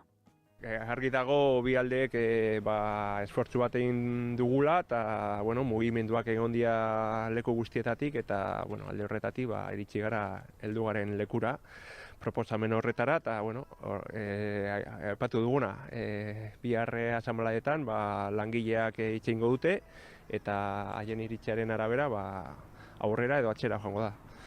80 langileko plantillak martxoaren 26an ekin zion grebari hitzarmen propioa eskatzeko. Izan ere lorezainan lan baldintzak estatuko hitzarmenak arautzen ditu lanbide arteko gutxieneko soldata ia gainditzen ez zuten soldatak ezarriz. Negoziazioak hileko 25 euroko ordin gehiago igotzeko eskatzearekin hasi ziren eta ordutik apurka hobetu du enpresak Gasteizko udaleko azpikontrata dena. Negoziazioak Euskal Autonomia Erkidegoko lan harremanen kontseileroa bideratu ziren ekainaren hasieran, hilabete geroago enpresak Lakuak egindako eskaintza onartu zuen, baina langileek atzera bota zuten. Eta Bilabesako gehiengo sindikalak eta enpresak akordiorako oinarri bat lortu dute. Moventis TCC enpresak egineko hitzarmen proposamena onartu dute UGT eta Comisiones Obreras sindikatuek, baina lantaldeak bozketa bidez berretsi beharko du hau.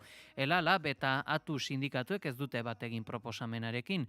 Zehazki, orain UGT eta Comisiones Obreras proposamena onartu dutenez, bere afiliatuei igorriko diete itunaren edukia akordioa berretsi dezaten eta hau onartzen baldin bada lantalde osoak onartu beharko du akordioa erreferendum bitartez eta ordura bitarte bi sindikatuak erabaki dute lanuzteak behin-behinean etengo dituztela. ELALAB eta ATU sindikatuek berriz ez dute begionez hartu enpresak mahai gainean jarritako azken eskaintza. Uste dute ez dela nahikoa lantalderen egoera egonkortzeko eta langile batzorde orokorra antolatu dute ostegun honetarako goizean, 10 eta bigarrena ere arratsaldeko 5 arratsalde eta gaueko txandetako langileekin.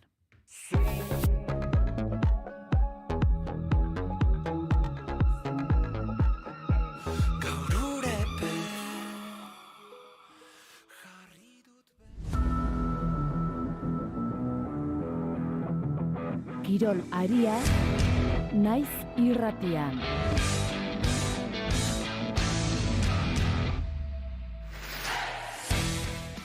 Eta goizeko 9:25 gutxi direnean kirol kontuak aipatu beharra dauzkagu, izan ere kopako zozketa izan da eta dagoeneko daude Euskal Ordezkarien kanporaketak, tartean derbi bat, Getxok eta Alabesek elkarren aurka jokatuko dutena. Egoi Belategi, egunon berriro ere? Egunon, Pegi, egunon entzule guztiei beste behin ere, Getxok pasaden asteburuan lortu zuen zozketan egoteko txartela, Betis Valladoliden aurkako kanporaketa gaindituta.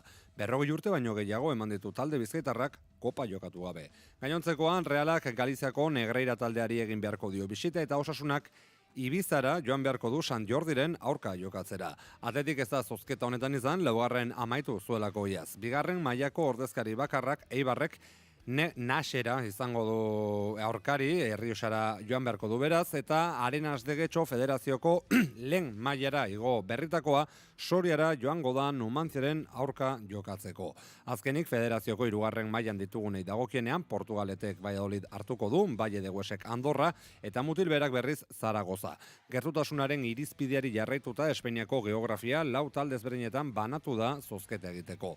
Hortik, 56 norgehiago katera dira urriaren 28 eta 30 bitartean jokatuko diren kanporaketak osatzeko. Azken urteetan egin den bezala, maila basuena duen taldearen etxean jokatuko dira partidak. Eta kirolez aldatuz, Eskupilotan emakume Master Cupen lauterdiko txapelketa ostiral honetan hasiko da. Goiuri Zabaleta egungo txapelduna da, urtengo favorito nagusia, baina lehia bizia aurreikusi dute antolatzaileek. Ataunen hasiko da, ostiralean, final aurrekoak abenduaren 7 jokatuko dituzte eta final handia berriz, abenduaren 21 Gernikan. Maila naguseri dagokionean, inoizko txapelketarik irekienaren aurrean gaudela esan genezake, sekula ez baita kopuruz eta kalitatez horren beste hautagai izan. Egungo txapelduna izaki, Goiuri Zabaleta agertzen da esan dizuegun bezala guztien buru, baina aurkari asko eta kalitate handikoei egin beharko die aurre txapela defendatu nahi baldin badu. Oraintxe min hartuta egon arren, Amaia Aldai, 3 txapelekin inoizko espezialistarik handiena, txapelketarako prest egongo da, iazko bigarren postuak zerrendaburu izateko aukera eman baitio. Olatz Arrizabalagak, binaka txapelik gehien dituen pilotariak ez dio finala herrian jokatzaren aukerari ies egiten utzi nahi izango bakarkako bere palmaresa estrenatze aldera. Plaza Andreak saioko kaiolako txapela jantzita, itxaso erasunek oso kontuan hartzeko pilotaria dela erakutsi du udan zehar, lesio larritik osatuta Laia Salsamendik galdutako denbora berreskuratu nahiko du, binaka atzean diferentzia handiak markatuta gero. Enara Gamindek buruz buru ere, bikain moldatu daitekela erakutsi nahi dio bere buruari, Arrillaga beti egonda goran egoteko hautagaien artean. Esandakoa beraz, aurten lehen mailako partida guztiek izango dituztela interesgune ugari. Olatz Arrizabalaga entzungo dugu palmaresean falta zaion txapela lortzeko helburuz. Urtien zierdeko guzen txapelketa importantienetako bat hau da, mimo asko prestatzen dana. Egisa beste urtietan apurat presioa jarrena zela nire bururi hau irabazteko, aurto nik uste nahiko tranquilartze dutela, eta disfrutetako agaz batez be. Eta amaitzeko, Jomak eta Beobia Donostia lasterketak aurtengo kamiseta ofiziala kaleratu dute, 50 egin dezagun posible lelopean, abanguardiako teknologiaz, ornitua, proba arrakastatxoa osatzeko helburua dute. Edizionen diseinu bereziak amaiera eman nahi dio duela 8 urte hasi zen BSS 525 proiektuari berdintasuna ardatz duten estrategia batzuen inguruan adierazi duten ez antolatzaileek. Kamisetaren leloa mezu argia dugu non aldaketa gizartetik etorri behar den eta guztion artean posible egin dezakegun azpimarratu dutenez. Horregatik, kamiseta ikur bat izango da datorren azaroaren 9 jantziko duten parte hartzaientzat Pegi. Guzti hauekin aditzen gara, eskerrik asko gai. Gero arte.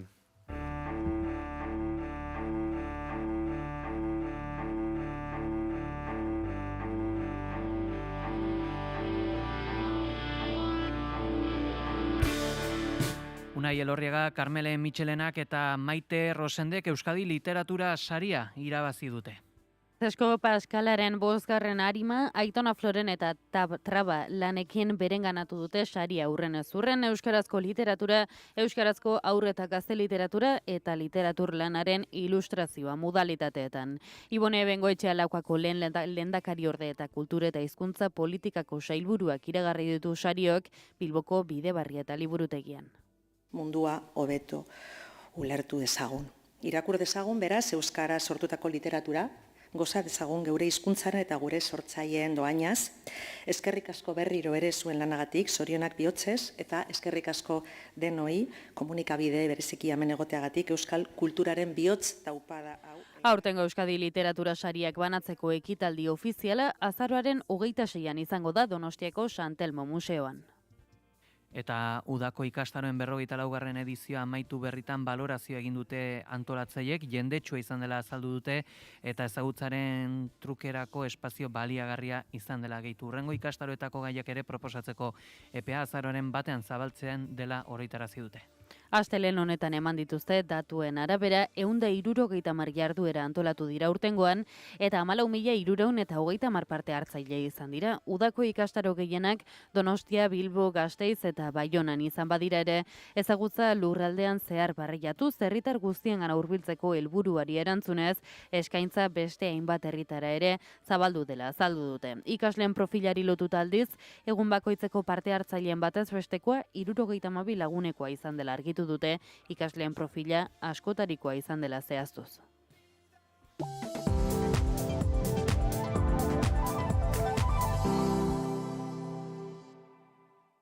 Emun aholkulariak, 80 pertsonako lantaldea gai sozialak kudeatzen laguntzeko. Gizarte euskaldun, justu, parekide eta iraunkorraren alde lan egiten dugu. Herritarren parte hartze prozesuak, euskara planak, berdintasun planak, enpresen iraunkortasuna. Barrutik eraldatzen gara, kanpoan eragiteko. Emun, euskara eta berrikuntza soziala.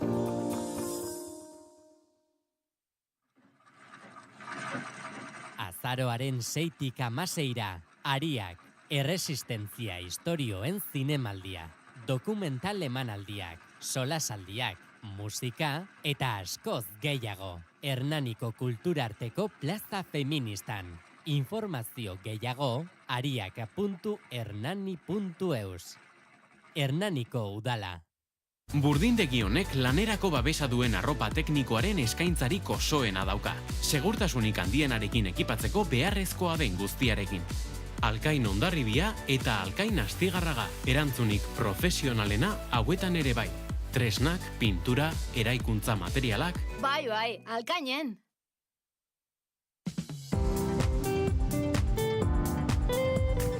Informazioaren aria.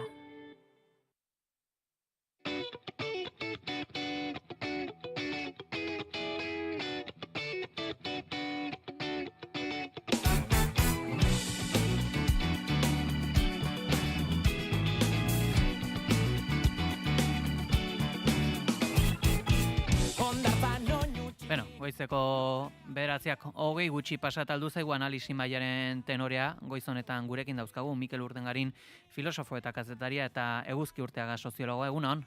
Egunon. Bueno, bete-betean sartuko gera aipagaian, aipatzeko asko dugulako estatu frantsesa bereziki, bi errekorrekin bukatu da, Sebastien Lecornuren gobernua, berea izan da, iraupen laburrena izan duen gobernu frantsesa, 27 egun, eta aldi berean, Lecornu bera izan da, ministroak izendatzeko denbora gehien behar izan duen lehen ministroa, 26 egun. Esandakoa eta guztiok dakiguna, dimisio aurkeztu dio Emmanuel Macroni, honek negoziazioi eusteko eskatu dio asteazken gaua bitarte. Frantziar estatuan krisi politikoa areagotu baino ez da egin, Sebastian Lecornuren mugimenduarekin. François Bayrou biarnotarraren lekuan izendatu zuen Sebastian Lecornu, lehen ministro Emmanuel Macronek. Hasiera batean dimisio onartu, baina Macronek ondoren Lecornuri eskatu dio beste ahalegin bat egin dezala Asamblea Nazionaleko alderdiekin negoziatzeko eta ekintzarako plataforma egonkor bateratzeko. Lecornuko onartu egin du exigentzia eta esan du asteazken gauean jakinaraziko duela beste gobernu bat osatzea posible den edo ez. Lehen ministro izateko baldintzarik ez dagoenean ezin dela kargu horretan egon esan du.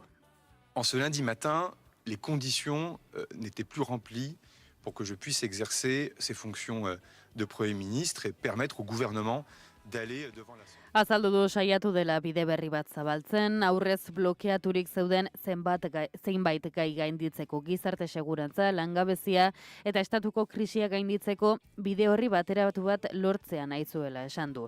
3 arrazoi zehatz aipatu ditu, batetik alderdiek edozeren aurrean zentsura mozioa aplikatzeko mehatxua aipatu du, bigarrenik hauek gehiengoa balute bezala jokatzen dutela eta azkenik gobernu berria, bere ministroak alegia, ez direla adostasunera iritsi. Tentsioa izan dela eta interes aldordikoiak aipatu ditu, apalagoak izateko eskatu die denei. Barnierrek esan zuen, bera izan zela udan lanean ibili zen bakarra, alderdiei leporatu zien oporretan egotea, orain Lekornuk esan du, alderdiak apalagoak izan direla, edota egoera hau bortxatu dute Macronen erabakiek, Eguzki, zurekin hasiko era. Argi zegoen ekuazioa oso konplikatua zela kontutan izanik, 3 bloke nagusi daudela eta 2 blokearen arteko adostasunera iristeko ezintasuna eta borontate falta ere bazegoela, ez? Kontutan izan behar da ere bai, hauteskunde municipala daudela hurrengo urtean, hemendik 2 urtera hauteskunde presidenzialak eta oposizioko alderdi guztiak, eta baita Macronen gobernua babesten zuten alderdiak ere hortan pentsatzen ari zirela, eta orduan ja hurrengo pausoan ja burua zeukaten, eta horrek egiten zuen oso zaila zirela akordio batera iristea.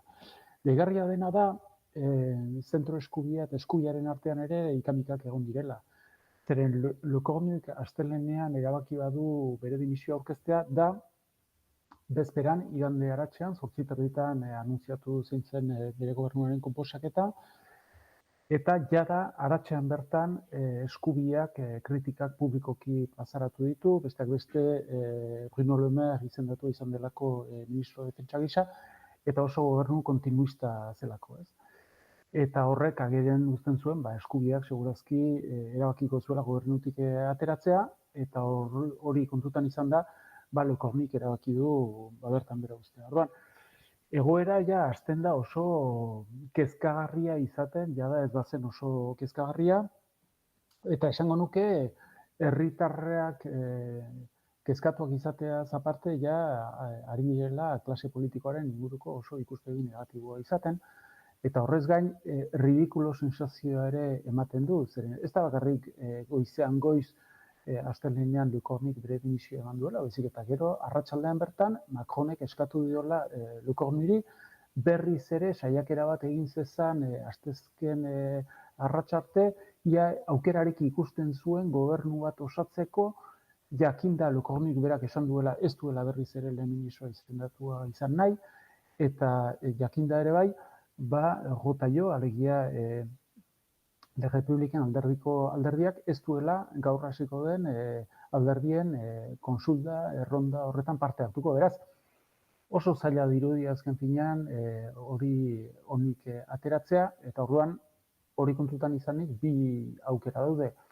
Edo Macronek erabakitzen du ezkerreko hautagai bat izendatzea, alderdi sozialistakoa edo alderdi sozialistatik gertu dagona, eta horren atzean egongo litzateken asmoa izango litzateke ezkerreko blokea ustea, eta orduan gehiengo bat osatzea sozialistak, ekologistak, komunistak eta makronisten arteko bloke bat osatuz, edo bestela hauteskunde generalak berriz ere konbokatzea.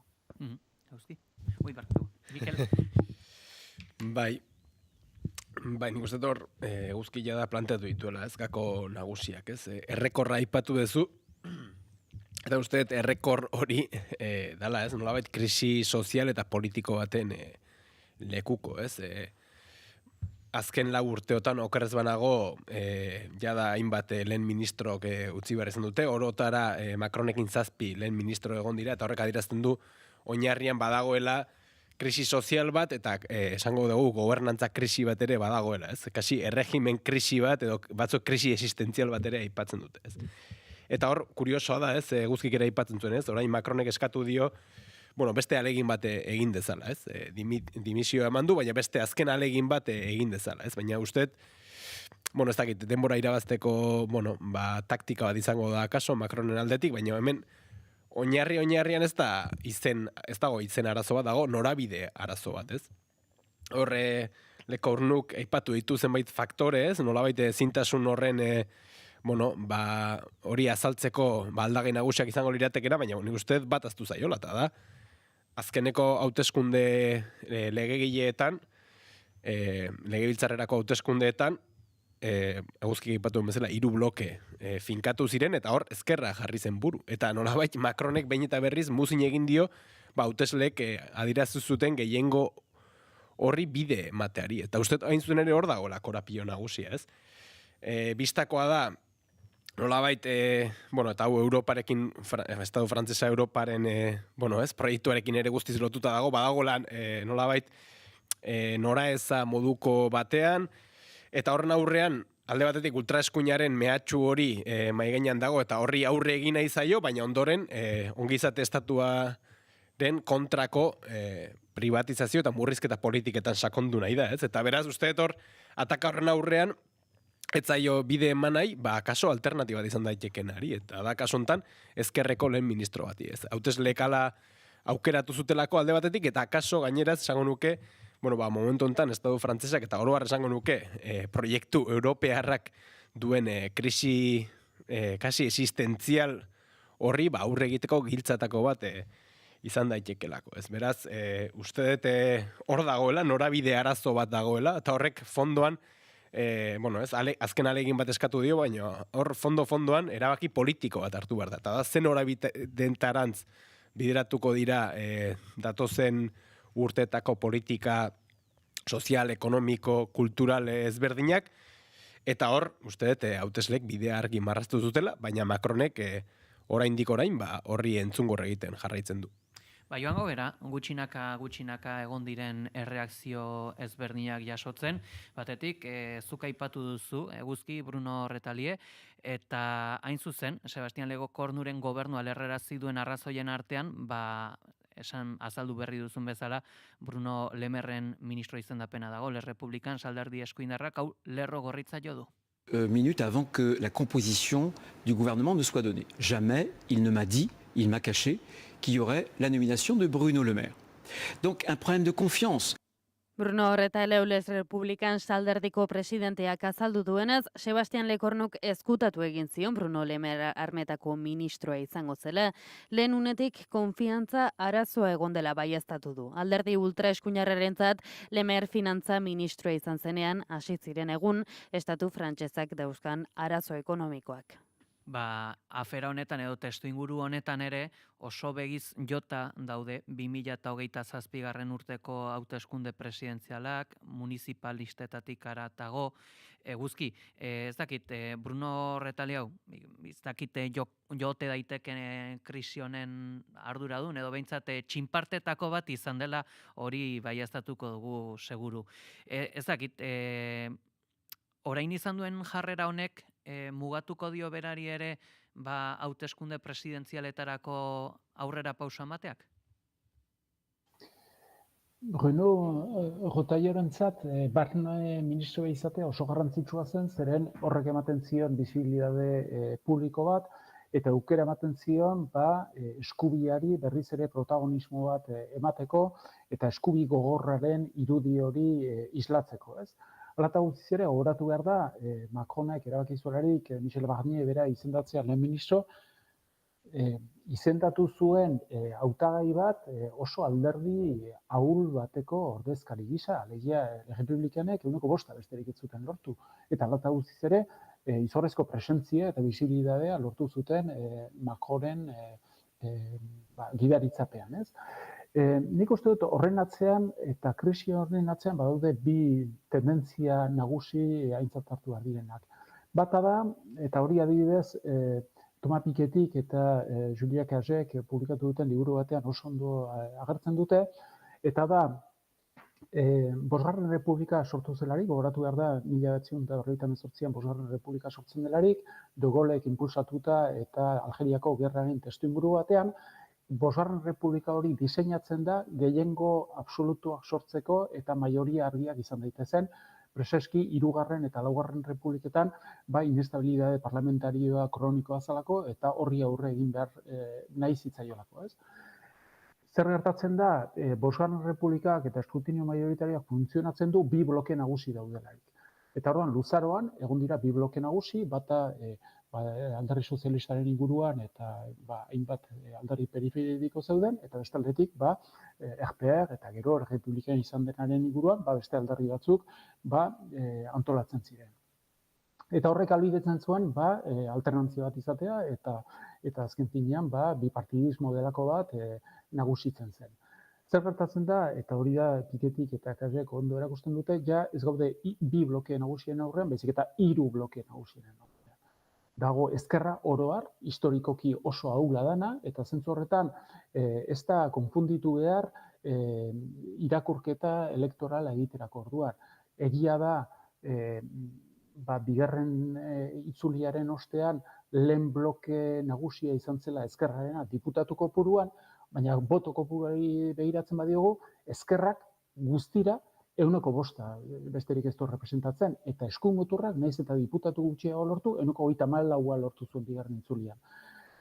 Bigarren blokea da zentro eskubia eta eskubiarena, eta hirugarren blokea da eskuinmuturrarena. Eta zer gertatzen da, bloke horien artean ez dago adostasunik, ez dagolako nahikererik, polarizazio politiko oso handia delako, eta horrez gainere, bloke bakoitza besteari nagusitzen saiatzen delako.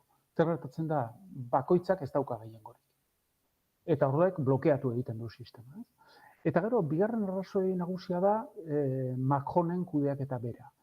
Macron hautatua izan zelarik lehendabizi, berak presidentzia Jupiteriano bat edo martxan jarri zuen, alegia oso vertikala, oso presidenzialista, non azken dina erabaki guztia presidentea berak hartzen zituen, eta non gobernua bigarren mailakoa zen, eta non parlamentuak ez zuen ezer pintatzen. Zer gertatzen da, horrek eragin du gizartea brutalizatu egin duela. Eta horrek sortu du bere kontrako izugarrizko gorrotoa, haserrea, errefusa, eta hori ikusi zen adez, txaleko horien mugimendua indarrean hasi zenean eta irauntzuelarik. Eta gero, gogoratu behar da, Macron, bai lehen legislaturan eta bai bigarren legislaturan, hautatua izan zela ez hainbeste herritarrek bere alde egiten zutelako, zen lehen itzulian lortu zuen 24 eta 27 artean. Baina hautatua izan zen bigarren itzulian jendeak ez zuelako nahi eskuinmuturra botere iritsi zedin. Orduan, ez da boto positiboa, baizik eta boto negatiboa. Legia da, ebitatzea eskuinmuturra botere iritsi da. Eta hori ez du aintzat hartu Macronek eta konsideratu, hautatua izan den heinean, bere politika aplikatuko zuela kontutan hartu gabe, azken finean oso base elektoral txikia zeukala. Eta gero, bigarren legislaturan, da Asamblea Nazionala disolbatzea erabaki zuelarik, inuketzuen ulertu erabaki hori, hauteskunde europearren ostean, eta horrez geroztik, fragmentazioa are eta handiago izan da, eta orduan ekuazioa are eta komplikatuago izan da. Eta orduan Macronek badauka ardura, zen ez du entzuten eta ez du entzun nahi herritarrek diotena. Eta orduan hor badago erabateko autismo politiko bat, eta horrek eragiten du, azken finean, behin eta berriro, arazo berriarekin tupust egiten duela, topo egiten duela, eta horrek eragiten du, azken finean, ekuazio politiko horretatik ez dira ateratzen. Orduan ikusteke dago zer gertatuko da, nik ez dut uste nik lortuko denik gobernu bat osatzea, eta oso posible dena da, hauteskunde legegileak berriz ere antolatzea. Hain zuzen, Macronen kudeaketari dagokionez eta jarri duzun termino horretaz, autismo politiko horretaz, asteazken gaua egungakoa izango da, Emmanuel Macronek zer egingo duen erabakitzeko aukera guztiak mahai gainean daude. Erreakziorik deigarriena, Gabriel Attal, Macronen alderdiaren presidentetik heldu dira, frantses askok bezala ez dituela presidentearen erabakiak ulertzen esan du. Comme beaucoup de Français, je ne comprends plus les décisions du président de la République. Il y a eu la dissolution et il y a depuis des décisions qui donnent le sentiment d'une forme d'acharnement à vouloir garder la main. Mikel, honi buruzko erreakzio bat eskatu beharra dizut, deigarria da hau, Gabriel Attal berez aipatzen zen, bazela, Macronen begietako aurra edo modu batean esatearren, estatu frantsesak noizbait izan duen lehen ministrorik gazteena, baina bere agintaldia ere oso laburra izan zen, eta orain ez duela ulertzen, bere nagusiak zer erabakitzen duen. Bai, gogoan dute, atal aukeratu zutenean, etengabe gaztetasun hori azpimarratzen zela, ez? Sekula izan den lehen ministrorik gazteena, eta nolabait gaztetasun hori berritasunaren islada edo berme izango bailitzan, ez? Eta baina berriz azpimarratuko nuke, eta asko gustatu zaite Eguzki planteatu duzun kontzeptu hori, autismo politikoa, Macronen autismo politiko, uste eta inzuen ere hor erantzulez ari garenean, inzuen ere hor jarri behar degula fokoa, ez da?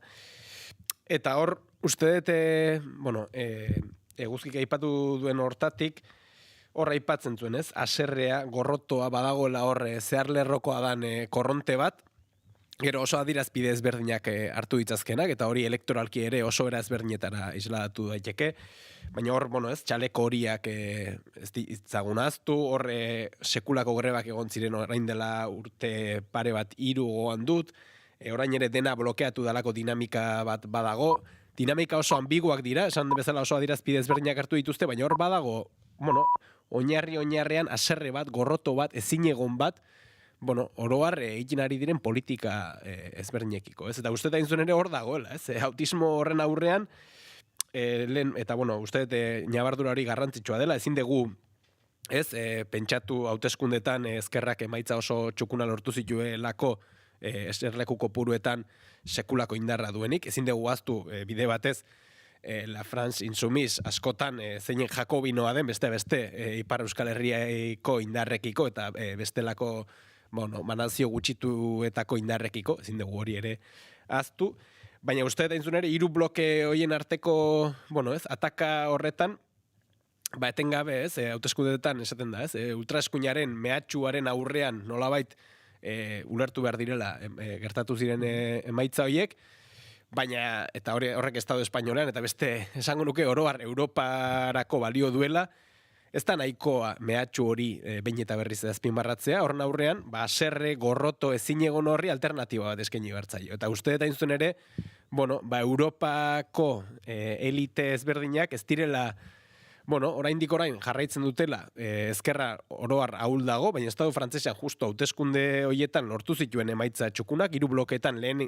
bloke gisa geratu zen eserleko kopuruetan, baina ikusten dugu alternatiba horri bide emateko oraindik orain, entzungor egiten diotela hautesleriari, eta ez diotela horri bide ematen. Eta uste da inzun ere horre egon daitekela giltza bat, bestelako politikak egitean, politika sozialak indartzean, demokratizazioan sakontzean, hain zuzen ere, besteak beste, gobernagarritasuna bermatzeaz harago, ultraeskuinaren gorakadarako baldintzak sortzen dituen, ezin egon horri aurre egiteko, ez? Uste horre egon daitekela giltza, baina ikusiko dugu, ez dirudi bide hori hartuko duenik, edo ez du ala ematen mintzen. Bagoizeko 9 eta 2 dira, azken ardukoen berri ere joan beharra dugu izan ere Daniel Noboa, Ekuadorreko presidenteak salbuespen egoera ezarri du herrialdeko 10 eskualdetan komunitate indigenek abiatutako protesten aurrean. Gobernuak indigenei elkarrizketarako prest ez egotea aurpegiratu arren, bizitzaren garestitzari eta indigenekiko utzikeria sistematikoari aurre egiteko benetako neurriak exigitu ditu Nazionalitate Indigenen Konfederazioak. Salva Badiola, egunon. Egunon, Pegi eta egunon entzuleok, tentsioak gora egindu berriro Ekuadorrean indigenek hasitako protestaldiaren ondorioz, Konaia Nazionalitate Indigenen Konfederazio boteretsuak estu hartu du Daniel Noboa handiki ultraeskuinarraren esekutibua. Zaida Rovira Noboaren gobernu ministroak elkarrezketarako borondate falta leporatu dio Konairei.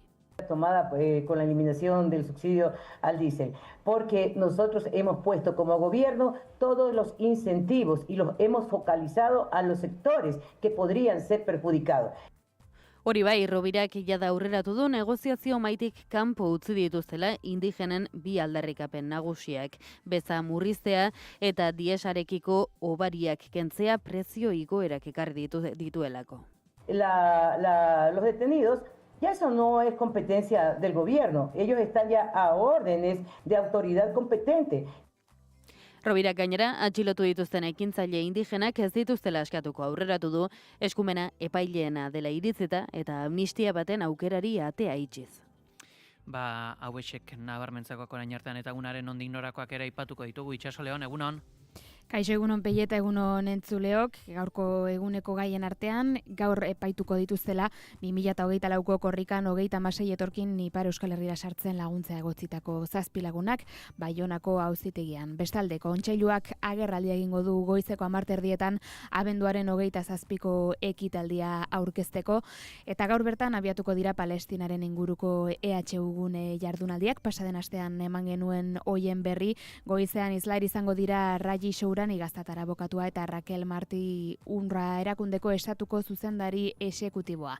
Arratsaldean berriz Euskal Ekintzaileen txanda izango da, tartean egongo direlarik Lidon Soriano edo Ibon Meñika.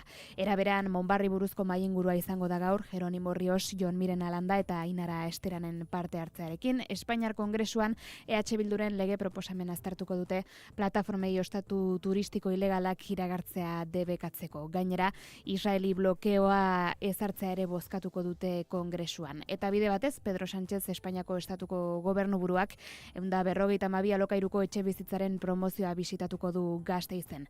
Ekonomia arloan esan dezakegu hiri horretako lorezainek langile asanblada dutela akordioa bozkatzeko, eta bestelako aipamen batzuk ere, esaterako Elujar zientzia hedabide digitalen aurkezpena edota fisikako Nobel sariaren banaketa. Amaitzeko kulturari dagokionez, Jone Hernandezen Hermanas filmaren filmaketa bisitatuko dugu naizen, eta baita El Mago de Oz musikalaren aurkezpena ere Bilboko Euskalduna Jauregian. Uste jakin heltzen gara, eskerrik asko. Gero arte. Eguraldia eta trafikoa naiz irratian. Errepidetan bada nabarmentzeko jazorarik?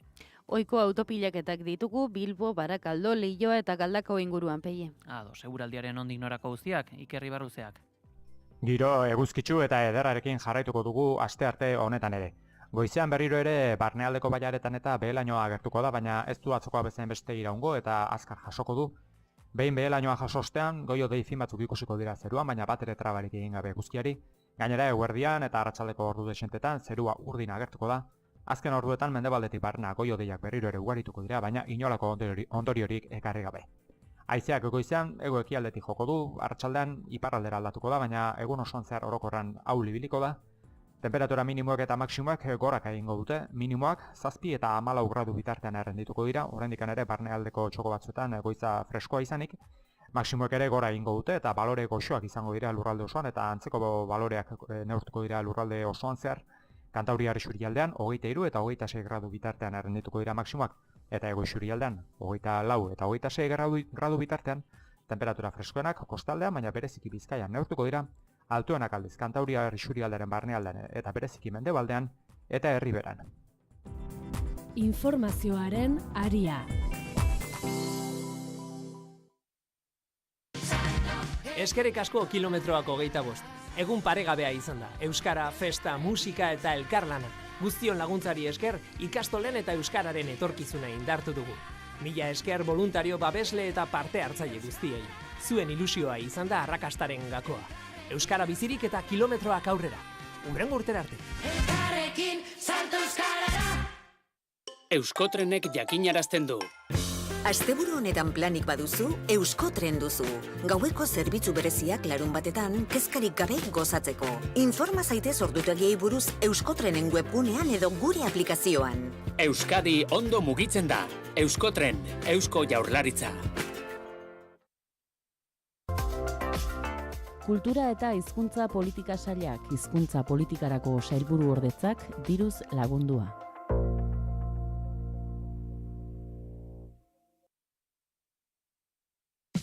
Informazioaren aria naiz irratian.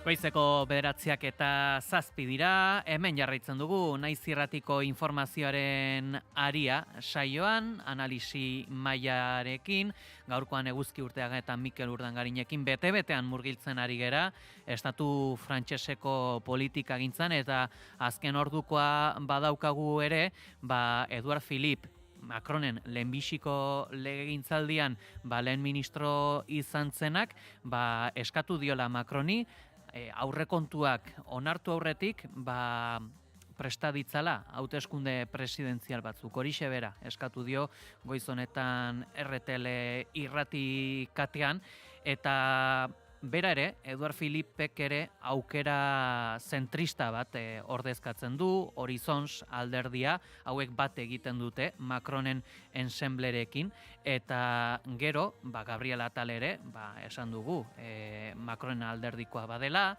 eta gero baita ere, esan genezake Bayrou, François Bayrou, UDF, alderdi klasiko zentristaren parte ere badela, eta Beno, eguzki, galdetu nahi dizut, ez dakit zer gertatzen ote den zentro frantsesarekin, ze, ikusita zegoera dagon, bereziki Bayrurekin, horre zentro klasiko hori ez dakit kadukatua gelditzen ote den, edo ez dakit zer esango zenuke, badago aukerarik edo bozkatzaileak badu non hautatu hemen?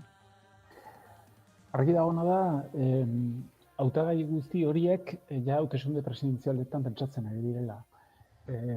Eduard Philippe 3 urtez lehen ministroa izan zen, Macronen lehen legealdian, eta gero ja berriz ere Le Havreko alkate izan zelarik, Horizon alderdia sortu zuen, eta badauka talde parlamentario esanguratsu bat, bloke makronistaren baitan kokatzen dela, baina zentro eskubian, eta esango nuke eskubiago oraindikan ere kokatzen dela, zeren Frantzian zentrismoa hitz egiten dugularik beti zentro eskubia hitz egiten dugu.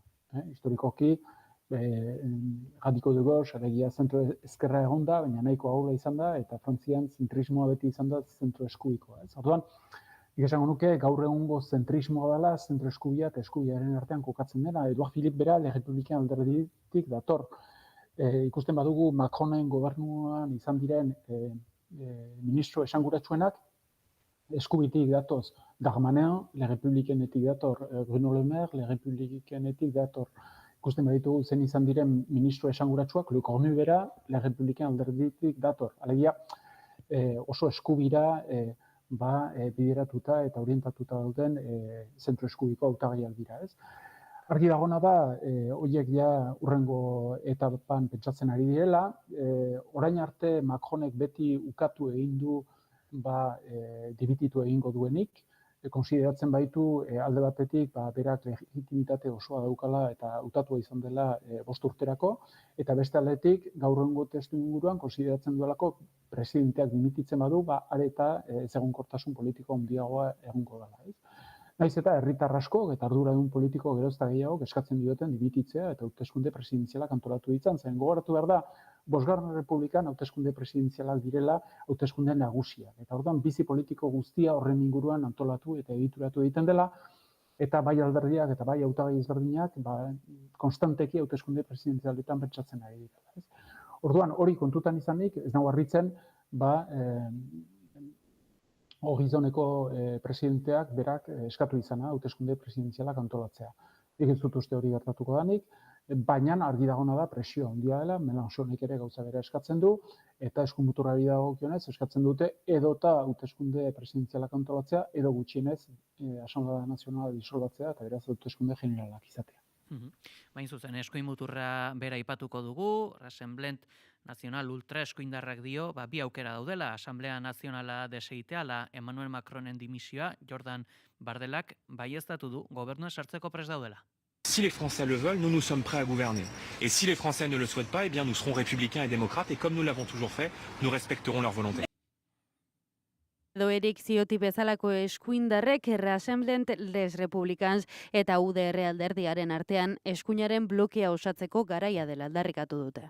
Prestutasuna adirazi du Bardelak, ez dakit, egoera honek, lehen eguzkik aipatzen zuen, gizartearen brutalismoa ere badela, eta inkestetan orain artekoekin ultraeskuindarrek gora egin baldin bazuten ondorizatu daiteke akaso orain gehiago egingo duela gora, behintzat beraientzat izan daiteke hau Mikel ekaitz perfektua dena.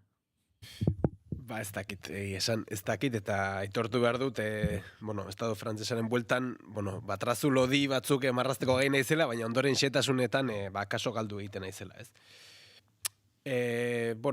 Oroar esango nuke, pare bat kontu azpimarratuko nituzke, ez? Ultraeskuinari lotuta. Ezin degula aztu, ez? Askotan ultraeskuina gobernuan egon edo ez, askotan ultraeskuinak egiten duen Obertonen lehioa edo aipatzen da askotan, ez? zer egiten du ultraeskuinak? Bueno, ordura arte esan ezintzat edo zentzugabetzat jotzen zen hori pixkanaka, bueno, agenda publikoan kokatu eta pixkanaka normalizatu eta zentzuzko bilakatu, ez? Eta nolabait askotan gai da gobernuan egon edo ez, agenda markatzeko eta beste politika publikoak ere markatzeko, ez? Eta ezin dugu ahaztu, esate baterako estatu frantsesean bertan ere, bueno, ez lehen aipatu dugu zentroa aipatzen den bakoitzen niri zentro komertziala etortzaite burura, uste delako, ez? Nolabait merkatuaren logika horrek irensten duela askotan, eta kasu honetan, esango nuke, bueno, agenda horrek ere blaitu duela, ez? Azkeneko urteetako, bueno, ez? Azken batean agenda neoliberal, patriarkal, arrazista horrek, blaitu duela gobernu ekinbidea bera ere, ez?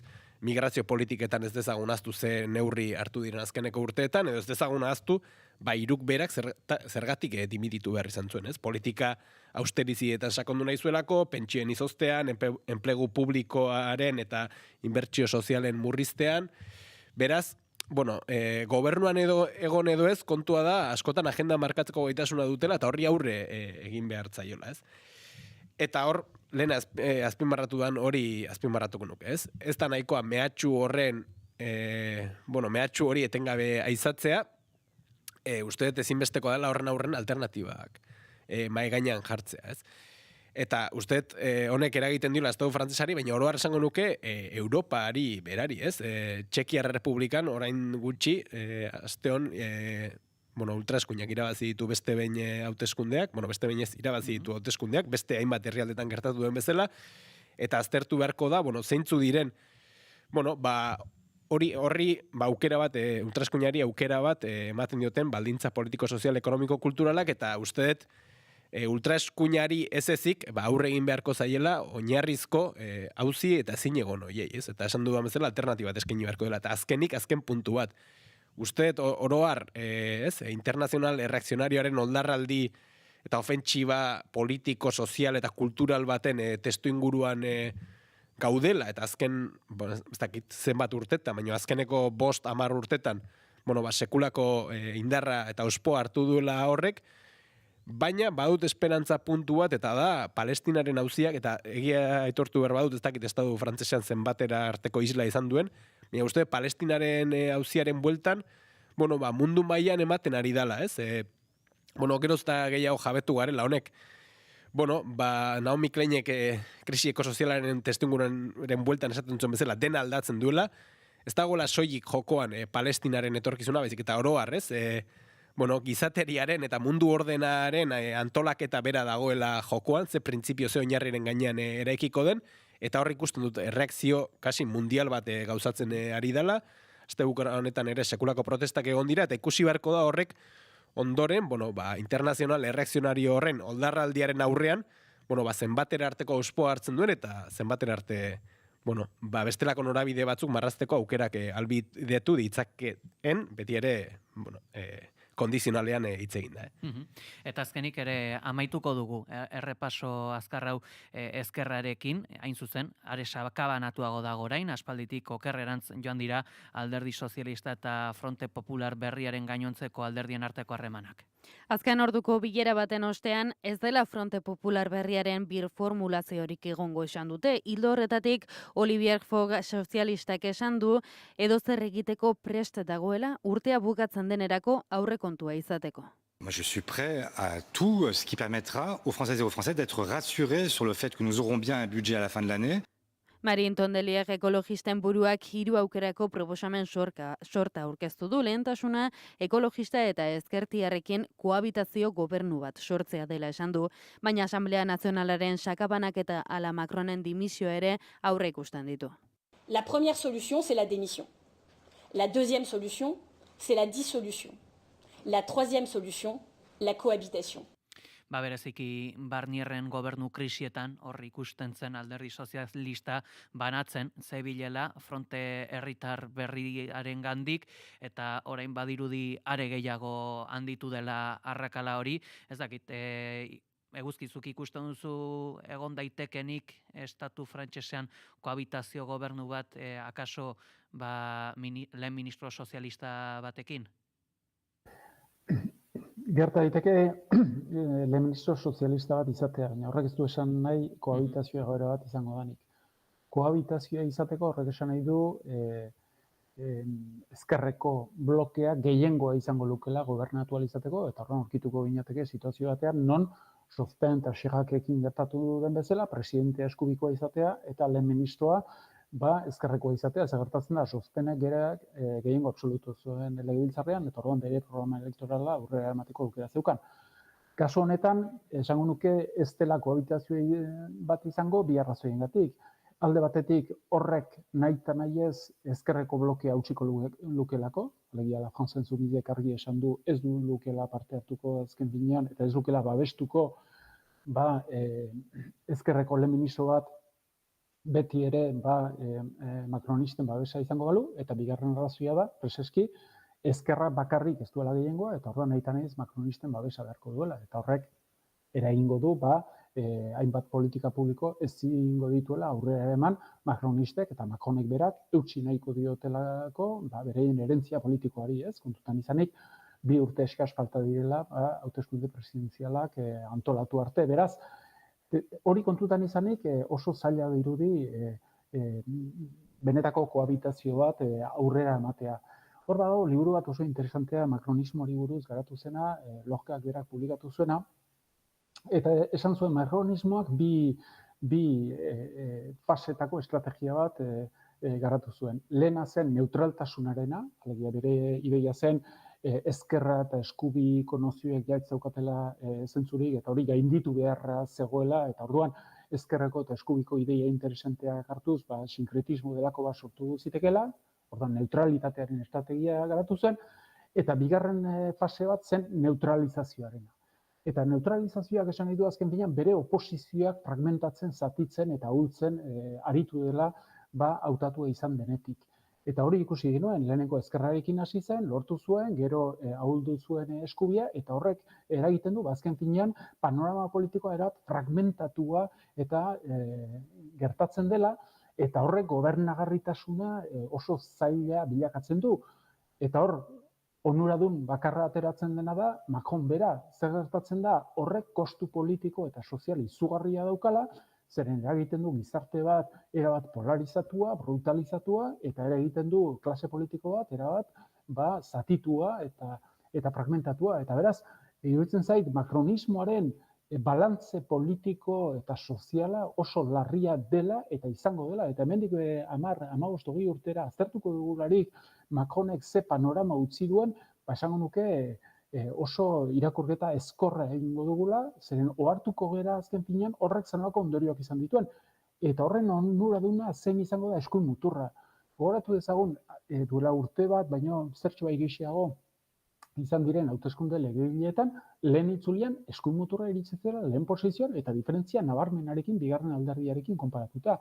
Eta bigarren itzulian ez zuen gehiengo absolutua lortu, egon zelako iratzartze ziriko bat, non azken finean, bai ezkerreko, bai eskubiko hauteslek altzuten guztia egin zuten, eskumuturrak ez ezan gehiengorik lortu. Eta orduan horrek eragin zuen, uste zena baina askoz ere diputatu gutxiago lortu zituela bigarren itzulian. Baina hori espejismo elektoral bat besterik ez da. Eta gero lehen aipatu da Gazako egoera, eta bat, Frantzian ez du Hego Euskal Herrian edo eta Europako beste herrietan izan duen oihartzun bera izan. Askidea ikustea mobilizazioak zenbat pertsona batu dituzten. Roman adibidez, izugarrizko jendetza batu da, Hego Euskal Herrian ere Iruñan izugarrizko jendetza batu zen.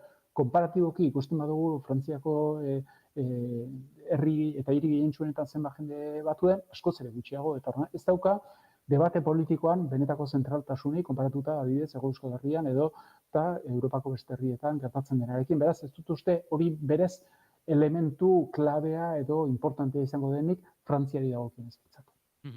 Goizeko 9:23 dira, eta xuzko azterketa egin dugu, estatu frantseseko gaurkotasunak, zalantza guztiak esan genezake argituak gelditu direla, baina Macronek dauzka orain zalantzak egiari zor. Aurrera goaz, izan ere Bizkaiko Foru Aldundian azpiegituretako eta lurralde garapenerako saila da, aurrekonturik handienetakoa duen departamendua, 256 milioi euro, ia aurrekontuaren 115, eta bere arduretan daude, Bizkaiko errepiden eta autobiden sarearen plangintza eraikuntza ala mantenua edota 7.000 biztanle baina gutxiagoko Bizkaiko udalerrietako hiri antolamenduko plan orokorraren onespena. Definizio orokor honen barnean proiektuak ezagutuko ditugu gaurkoan, eta horretarako Bilboko estudioetan da Carlos Altzaga, azpiegituretako eta lurralde garapenerako foru diputatu. Egunon? Egunon, Peli. 256 milioi euro, azpiegituretako eta lurralde garapeneko departamentua da, foru aldundian aurrekontu handiena duen departamentua?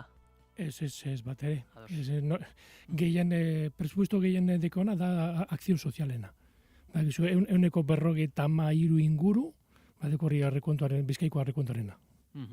Zalantza argituta, esango dugu diru kantitate honek ere baduela zergaiti propioa, eraikuntzarako ere behar izaten delako, nabarmenduko ditugu proiektu ezberdinak ondorengo minutuetan, eta errepasoa Ibai Zabal, Ibai Azpitik joango den tunelarekin hasiko dugu, jakine dugu, une honetan ze egoeratan dago proiektua? Bueno, momentu honetan gauz lizitatzen lehenengo lotea, eta dago zitsuiten datorren asteotan zehar seguramente bigarren lotea, eta gero jarraian 3. eta 4. lotean ataratzeko. Proiektu bakarra izateko, baina 4 lotetan atara behin dugu. Horre zehazki, eragindako eramuetako bizilagunek ere kexak adirazi dituzte bizilagunek, besteak beste inguruko etxetako zimientuetan arazoak egon daitezkela iragarri dute, ezakit, zer diozu oposizioni buruz? Bueno, ni oso empatikoa naz jendeagegaz, benetan. Normalean, obran ondoko biztanleak, apurtxupet urduri jartzen dira, bai obra honetan, baita beste obra askotan, ez da? Zer jaku guztetan, gauza berriak egitean, zer ohitura dekozunean ja, sarata baten edo ez saratan izatea zuretzen ondoan, horren ondorioz jendea urduri jartzen da. Baina, ni pentsatzen dut, gauza asko sartu du proiektuan jende horri lasaitzeko, eta nik eskatzen dut mesedez, irakurtzeko zer deko proiektuaren barruan egoera hori arintzeko edo kentzeko. Gero igual nahi batzu zehaztuko dugu hainbat eta hainbat neurriak hartu dugula, horri leiaren aldaketak, paimentoren aldaketak, ordutegiari buruz gauzak, eta hori jendeak lasai egon behar da horri buruz, neurri guztiak hartu dugu, molestiak edo jendearen urduretezinak kentzeko edo arintzeko. Proiektu honek ere hausnarketa izango du autoaren erabileraz. Ingurumen txostenean aurreikusi zen autoaren erabilera 121 igoko dela 2028 urterako. Zakit... Barkatu, Peli, eske arazo bat izan dut soinu gazetaz dut zuten galdera. Bai, orain ondo entzuten hauzu, Carlos? Oin bai, parkatu, Peli. Bikain bat, lasai, ez kezkatu. Aipatzen ari ginen, proiektu honen bueltako auto erabileraren inguruko hausnarketaz, zehazki ingurumen txostenean aurreikusi zen autoaren erabilera 121 igoko dela 2028 urterako. Zakit, pixkat zentzua du proiektuak jakinikan gorakada hori sustatzea ere ekar dezakela? Uste dut, zenbaki horren interpretazioa txarto ekarreta dau. Nire ustez, nire ustez. Bai, aurrera. Beitu, trafikoak hemen edo munduan zehar egotzen direz, segun PIB, ez da, barne produktu gordinaren arabera. Egotzen direz, merkantzia gehiago mugitzen direzelako, edo jendea gehiago mugitzen delako. Normalean, urte batetik bestera, normalean PIB hori egotzen da 1,3, 1,2, ez da? Horren gainean, gehitu behar dugu, jendearen mugimendua bai igotzen ari da munduan zehar. Bateko asti libre gehiago, mugitzeko, eta arrastasuna gehiago dugu mugitzeko, bai aeroportutan, bai autobusetan, eta bar. Faktori horrek biak lotute, normalean pentsako genukela, trafiko igongo zala aportxu bet, 3,piku, eta baina bitu, Bizkaiko errepidetan, bakarrik igon direz, azken urteotan, 1,2 bakarrik. Ez dira, hortik, baina azpitik joaten da. Horrek zen esan adeu, garraio publikoetan, edo garraio publikoan, asko erabiltzen da Bizkaian zehar. Osea, ez da sortzen, karretera berri batek ez deu sortzen trafiko berriak. egiten da kasu honetan, subfluviala edo urrazpiko tunelean kasu honetan, egiten duguna da, bikoizten dugu aukerak kotxentzako aukeratzeko errepide bat edo bestea. Igual ez jakin guzun zelako da bilen trafikoa Bizkaian zehar, eta Bizkaiko horren Bilboko ondoko errepidetan oso ezagune da zefetu dekon, goizeko sortxitan segretatzen da, euriegaz segretatzen da, istripu txiki bategaz zelako auto jarrak osatzen diren horri buruz. Eta hori ekiditzeko behar dugu beste errepide bat, alternatiba bat izateko Errontegiko zubitik. Bai, goizeroa aipatzen dugu Errontegiko zubian zer nolako autoilarak izaten dira, eta zuzen bertan ere lanak aurreikusi dituzuen nolako aktuazioa burutuko da. Bai, dinuzu Errontegiko zubian? Bai, hori da. Bai, ondoan, esango segurenik hori Barakaldun inguru dekugun arazo txiki bat hori ausokidegaz, beraiegaz egon gara, elkartute, beraiegaz egon gara, entzuteko zer arazo edekien, zelan aldatu baldugu gure proiektua berei onerako egokitzeko bebai, eta gauz bebai, beraiek ez eskatu duzkue, hausnarketa egiteko, proiektu bat egiteko, kobertura bat, autobusaren kobertura bat egiteko, baina bakarrik hausnarketa jakiteko ea posible dan, eta ze ondorek izango zen horrek kobertura horrek. Gero baitare azpiegituretako departamentuetan finkatzen da ere, bidesarien ordeinketa, ezakit adibide bat aipatzearen hor dauzkagu Artxandako tunelak, hauek erabiltzeko ordaindu behar da, baina baitare hor aipatu genezake Jurretako bidesaria. Ez dakit, errepiden erabilera honek eta ordainketa honek zenbateko garrantzia du Foru Aldundiaren diru sarrera horietan? Asko, benetan asko. Bueno, iazateko, edo zehatza izateko da interbiak, da azpiegitura da beste enpresa publiko bat, interbiako da autopistako edatzen dauena. Eta zerreran pasaden urtean, peajen eta pago poruso delakoan sarreak izan ziren, gutxi horara, 100 milioi. Euneko, parkatu, Baina bituz, zenbat gastatzen dugun errepidetan dauzen moduan mantentzeko. 120 milioi.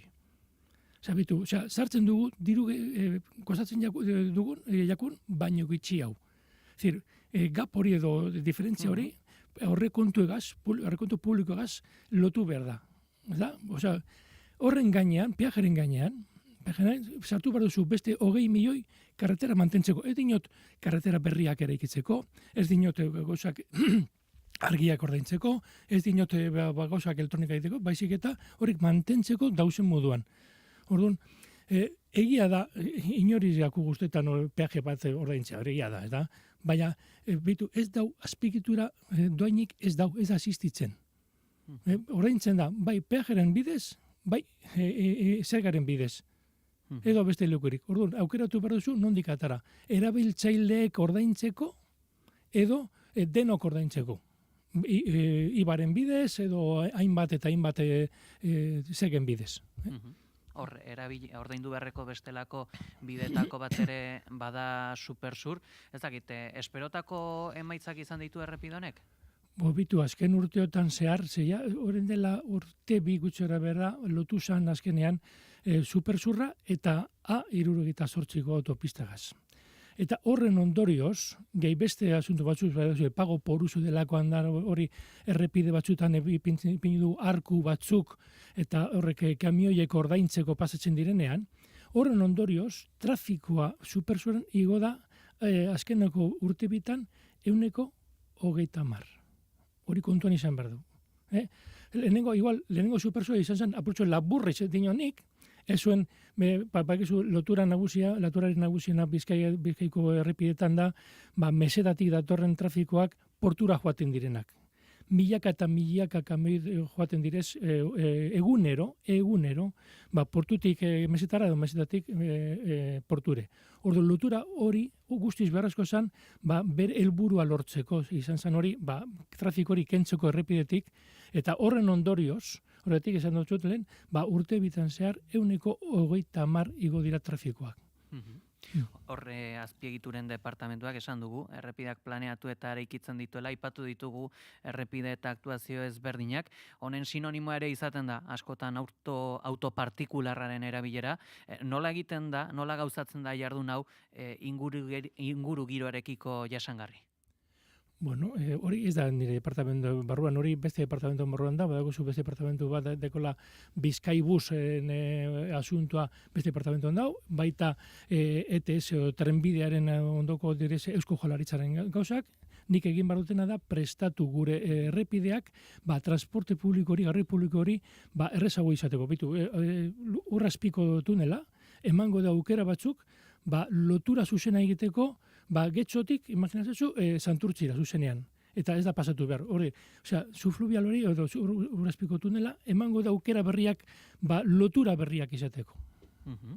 Horre baita ere, jakin nahi dugu ere, azpiegituren departamentutik ze puntutan dagoen Guggenheim Urdaibai proiektua, 2023ko ekainean Imanol Pradales diputatua zela, Gernika Lumo Foru eta Muruetako leku jakin batzuetan udalaz gaindiko plan berezi baten jarraibide orokorrak zehazteko hitzarmena sinatu zuen. Ze puntutan dago hitzarmen hau eta entzute prozesuak eragiten dio, honi? Bueno, Urdaibai prozesuan, pasaden astean, aldu nagusiak Elizabeth Etxanobek oso ondo azaldu eban, ez da? Azaldu eban, ontxe momentuan gauz entzumen prozesuan, behin eginda beste neurrien teknika batzuk eta beste bilera batzuk, entzumen prozesuan gauz, eta horren ondorioz, dana barneratute diputazioan, seguramente, gure diputatu nagusiak, Elizabeth Etxanobek hartuko du aukerarik onena. Momentu honetan da, harinegi da hori izateko ona txarra den edo positiboa edo ez positiboa izateko, ez da? Orduan, apurtxo pazientzia izan behar dugu, horren emaitzak ikusteko, eta horren ondorioz, ze aukera izango dugun diputazioak hori behin entzuna jendeari. Horre, hitzarmen horretan ere, Muruetako ontziola aipatzen da oztopo gisa, aipatzen da lurrak erabilera industrialetik ekipamendu erabilerara kalifikatu behar direla, jakin nahi dugu ze puntutan diren lan hauek? Bueno, hasierako puntuan gauz, ondino, instalazio industriala hor mantentzen da, eta jabeak direz. Osea, ez da, konzesio publiko da bakarri zati bat, ez da, baina beste guztia da instalazio industrial bat, eta beraia dire jabeak. Udun, alde batetik izan behar da, beraien intentzioa saltzeko, beste baten intentzioa erosteko. Gauz, lehenengo pausuak izan dira, bilera batzuk, astillero eta ipazien artean, jakitzeko zein da, zetan datza beraien iritzia. Lehenengo pausuak bakarri da, lehenengo pausu izan behar da hori, jendeari entzutea, eta horretan gauz ontzen momentuan. Gustatuko litzaidak argitzea apur bat hor, aipatu duzu Muruetako ontziolaren kontzesio hori, okerrez banago, zati hori behintzat, kontzesio hori 2018 urtean amaitzen zen, eta hor, ez dakit, Bizkaiko Foru Aldundiak ere lurra hauek erosi behar baldin baditu, ere gertatzen omen dena ere bada, gaur egun Muruetako ontziola bere aktibitatea sustatzen ari dela, aldarrikatzeko lurren erabilera hori, eta hortatikan ere, horre negoziak eta horretan indarra izateko, gaur bertan ere ontzi bat bota behar dute, uste dut? Bueno, ez da gure nire arloan, edo diputazio arloan, ez da, edo kompetentziatetan ez dau konzesioari buruzko asuntua. Hori da, astillero eta ministerioen arteko lotura, edo negoziazioa.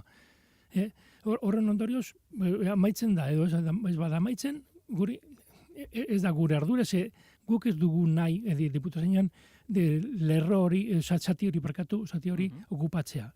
Izatekotan, izango zen, barruko zona, barruko nabeak eta.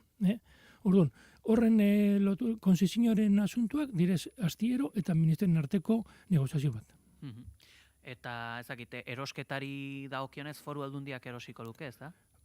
Bueno, hori da, azkeneko pausa izango zen hori, azkeneko pausa. Ondino dugu diruri buruz eitxe egin astillerogaz. Bakarrik jakiteko zein dan berazmoa, jarraitu ala ez jarraitu, eta zer intenzio diki etorkizunerako, badekizu astillero bera badeko beste instalazio bat erandion, eta bien arteko astillerotan egiten deurie beraien itxasontziak. Baina hori preso hori buruz ez dago ezer idatzita, ez dago ezer esan da. Ados, zalantza guzti hauek argituta, Carlos Altzaga, Bizkaiko Foru Aldundiko azpiegituretako eta lurralde garapenerako foru diputatua, mila esker goiz honetan gurean izategatik. Eskerrik asko zuei. 2 minutu besterik ez zaizkigu goizeko 9:00 gutxi izan daitezen.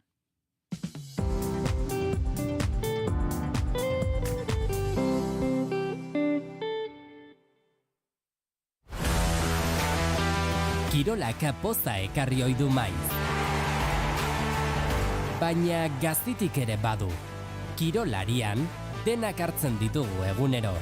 Astelenetik ostiralera, arratsaldeko 3:00 aurrera, Jon Garateren eskutik, Kirolaria.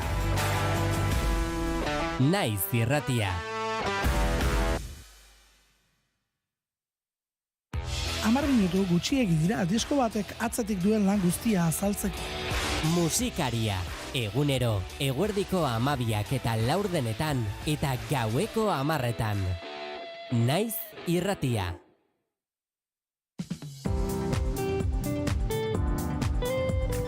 Informazioaren aria. Bixi, goizeko 10:00 gutxi direla, ia aipatu beharra dugu propioki, Carlos Altzagarekin izan dugun elkarrizketa. Balantze azkar bat aipatzea eskatuko dizuet, eta hor betetikan, aipatu genezeke, Guggenheim Urdaibai bera horre kalapita badagoela, eta behintzat badirudi orain Foru Aldundiak edo pazientzia behintzat eskatzeko unean ere badela, Mikel.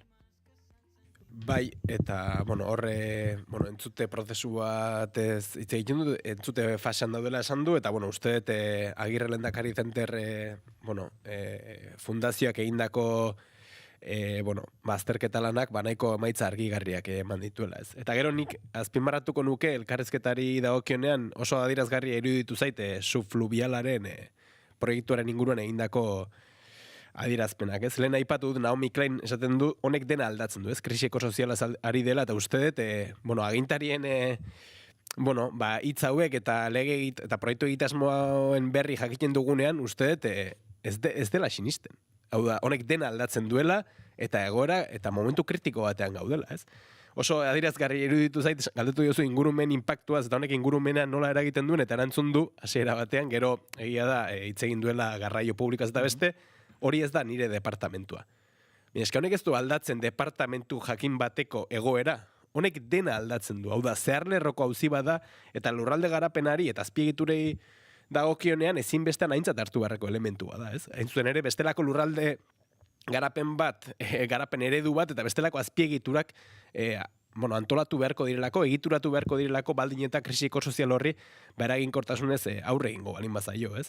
Eta hor, datu hori zuk aipatu duzuna nire ustez giltzarria da, ez? Berak esan du gaizki interpretatzen dela, baina 2028rako 21%, trafiko 21%, areagotzea aurre ikusten du honek. Baina gogoan izan behar dugu, lehen esan dudan bezala, honek dena aldatzen duela, eta badaduela pare bat erronka, mundu mailan jada finkatu direnak, eta da, 2030rako, hau da, 5 urte barrurako,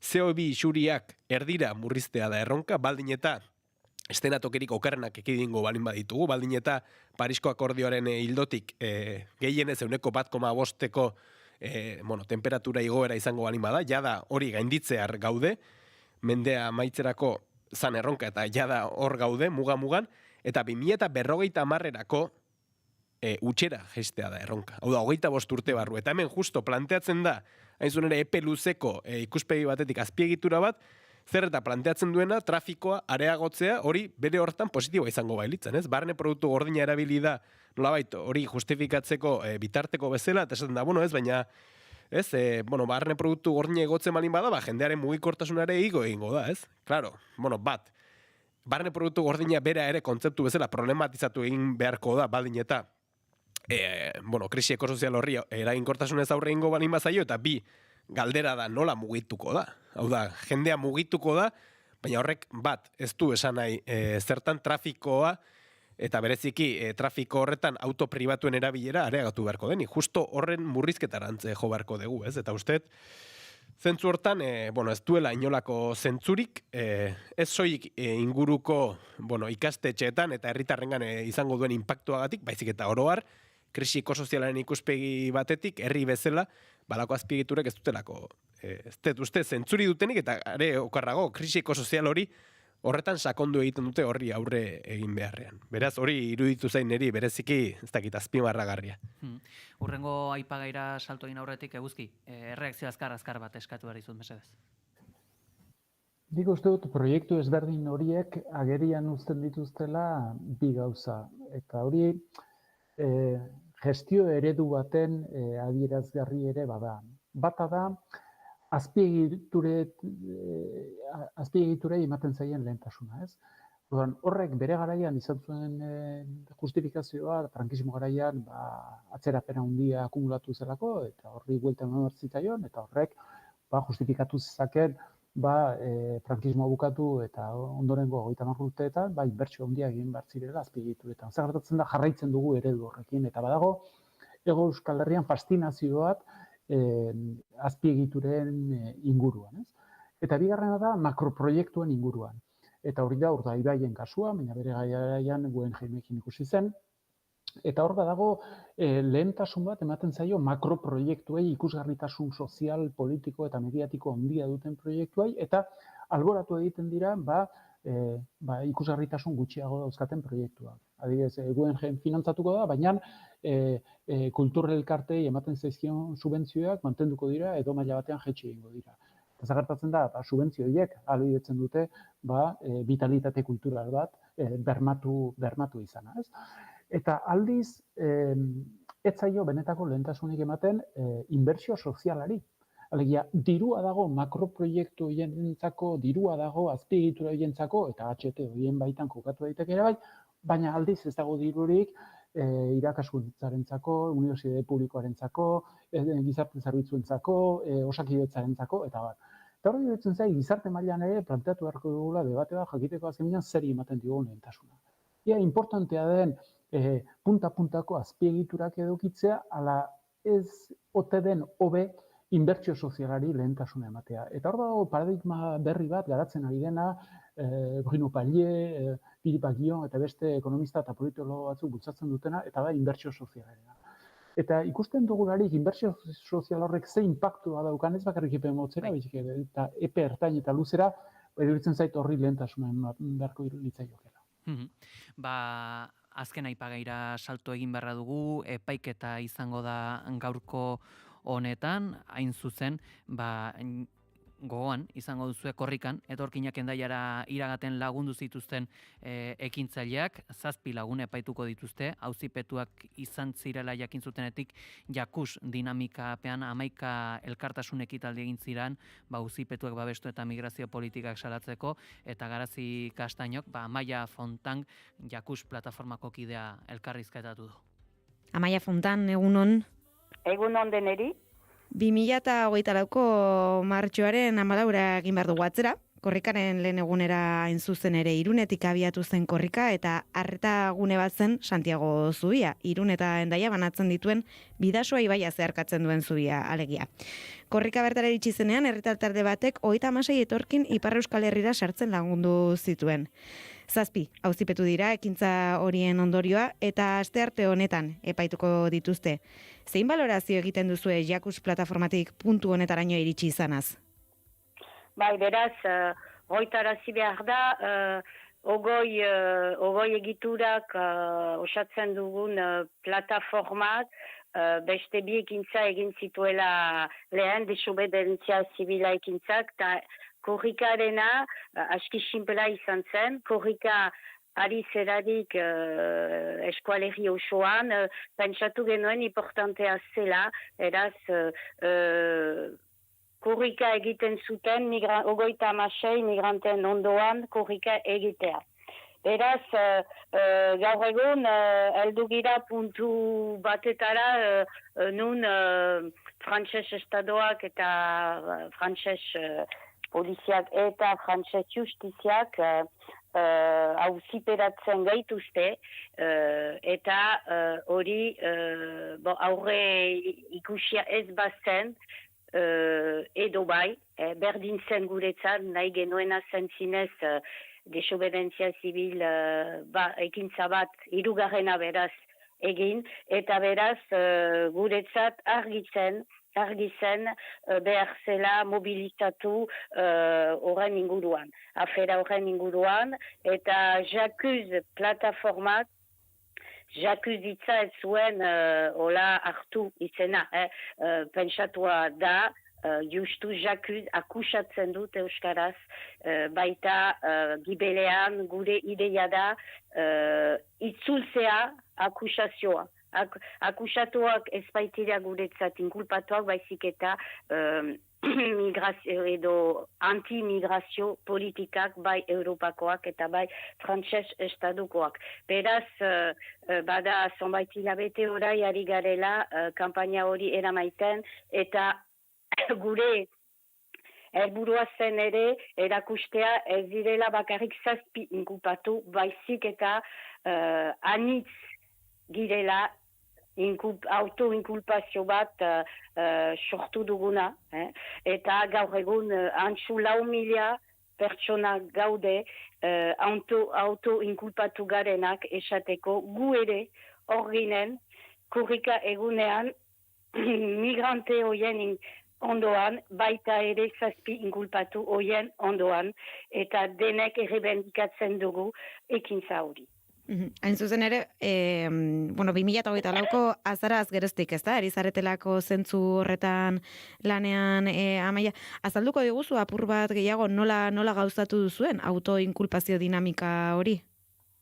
Beraz, bai, hoitarazten dut, ogoi egitura garela, bai migrazioaren aldeko kolektiboak, bai sindikatak, Ipar eta Euskal Herrikoak, eta Ipar eta Barkatu Hegoaldekoak, baita ere badira hainbat talde politiko eta nola ez migrante elkarte batzu ere.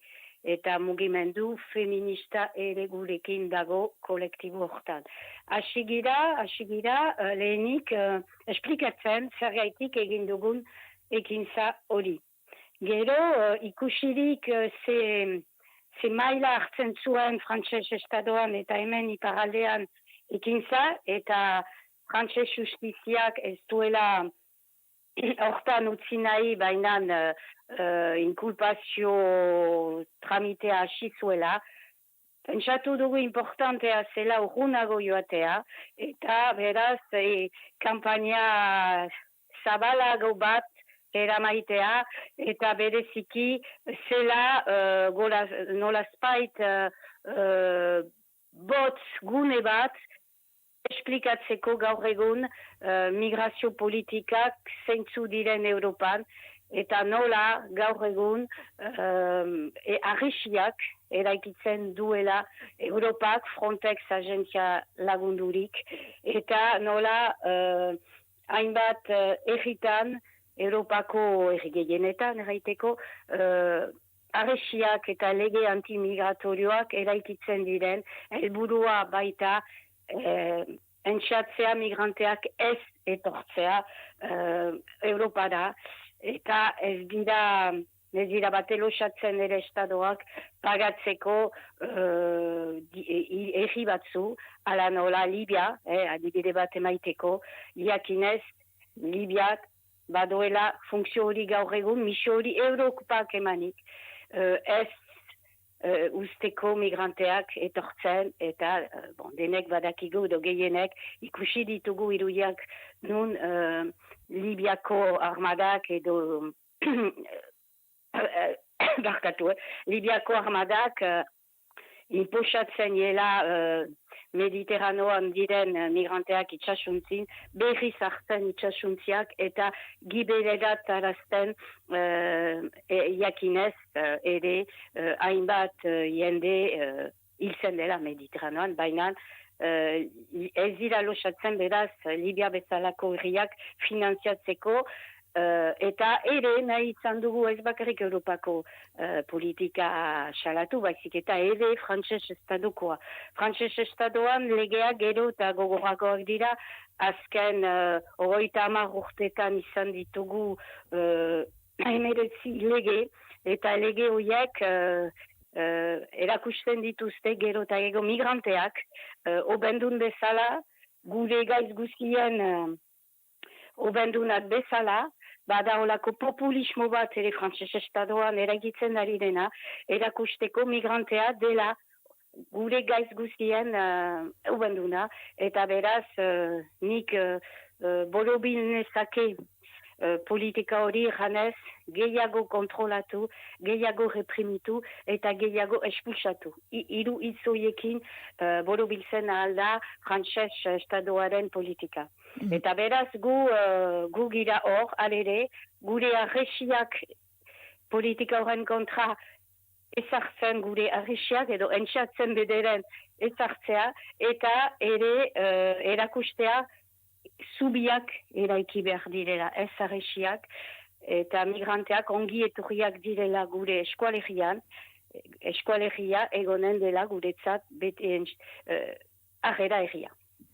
Zentzu horretan orduan, desobedientzia zibilaz edo oinarri duten ekintza horiek izan dira tresna bat, salaketa izan da beste bat, eta esan dezakegu migrazio politiken aurkako aldarri hori eta auzipetuen aldeko elkartasun hori Europako batzorderaino ere iritsi dela, ez da, Amaia? Bai, irailaren 23an, bi deputatuk, ala nola Fernando Barrena baita ere Damien Carrem, ongi etorria, eman dute gure bi ordezkariei, eta hor antolatu da ezker blokearen deputatu anitzekin, bilkur bat, esplikatzeko hemen segertatzen den, frantses estadoan ere segertatzen den, Europako politika antimigrazioa ere, baina hori jadanik bazakiten, ari baitira horiek ere entxatzen, borrokatzen, saiesteko politika horiek Europako parlamentuan, beraz, elkartu ziren gure bi ordizkariak diputatu horiekin, baita ere izan zen gero ONG batzurekin bilkur bat, esplikatzeko zelan eramaiten dugun hemen eskualegian. Itzuliko gara, Amaia, aste hortonetako hitzordura 7 Euskal Herritarren aurkako epaiketa arratsaldeko ordubietan hasiko baita. Nola prestatu dira auzipetuak, nola prestatu zarete jakuz dinamikatik eta elkartasun sare horren partetik epaiketari begira? Bai, beraz, horretarazi behar da urtarrilan burutu behar zela auzia eta gibelatua izan zela, abokata, gure hiru abokatek, inkulpatu horien hiru abokatek, altxatu zutera konstituzio puntu batzu eta epailek behar zituzen begiratu auzia hasi baino lehen. Horregaitik atzeratua izan zen, eta gaur burutuko da. Beraz, zazpin kulpatuak, zazpin kulpatuek asumitzen dute ekintza biztanda, ekintza kolektiboa baita. Helburua da ere gaur erakustea denak hor garela, 4.000 autoinkulpazio horiek paperez erakutsiko ditugu auzitegiaren aintzinean, eta prestatu duguna zinez da defentsa kolektiboa inkulpatuen aldetik, beraz auzitegian eramanen da defentsa kolektibo bat, hiru abokatek eginen dutena, eta kanpoan guk ere, nolazbait, gure defentsa orokorra, eta inkulpatuen defentsa eta elkartasuna erakutsiko dugu 4.000 autoinkulpazio horiek baliatuz auzitegiaren aintzinean. Beraz, erran behar da, frantses estadoan badela delitu hori existitzen den. Hori da ere juridikoki erakutsi nahi digutena edo frogatu behar digutena akusazioak. Eta hor erran nahi du, nahi baduzu gaur egun frantses estadoan bat izan dira beste afera batzu. Eta bada jurisprudentzia bat erakusten duena, ez baduzu dirurik ateratzen migrante bat duzularik kotxean eta eramaiten beste puntu batetara, arrera egiteko, eta ez dela delitu bat.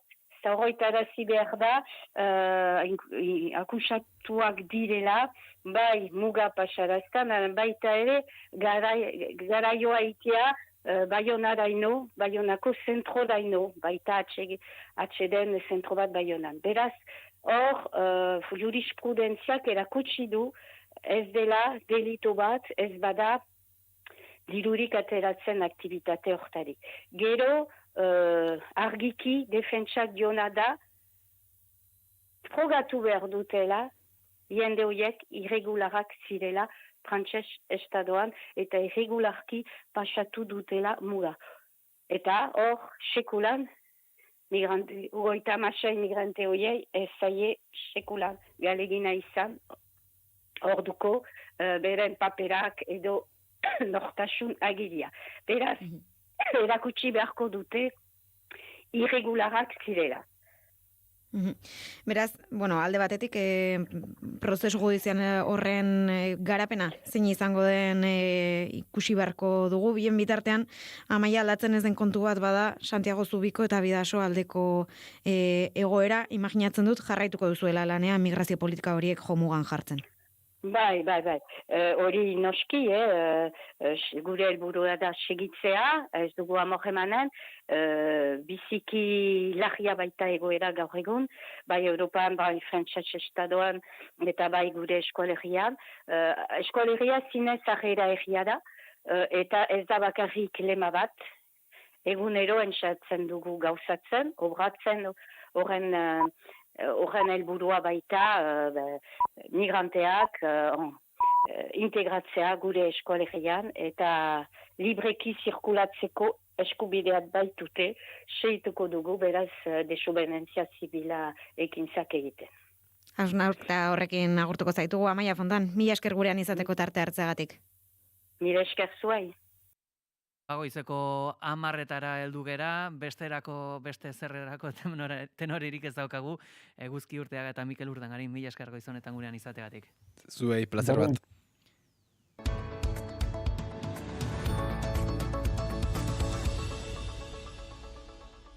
Goizeko 10:00 dira. Astearte honetan bertan hasiko da 2024ko korrikan 36 etorkin Ipar Euskal Herrira sartzen laguntzea agozten zaien 7 lagunen epaiketa. Prozesu judiziala martxan jarri eta jakus dinamikapean bildu dira elkartasun keinuak eta migrazio politiken aurkako salaketak. Itxaso Leon, egunon.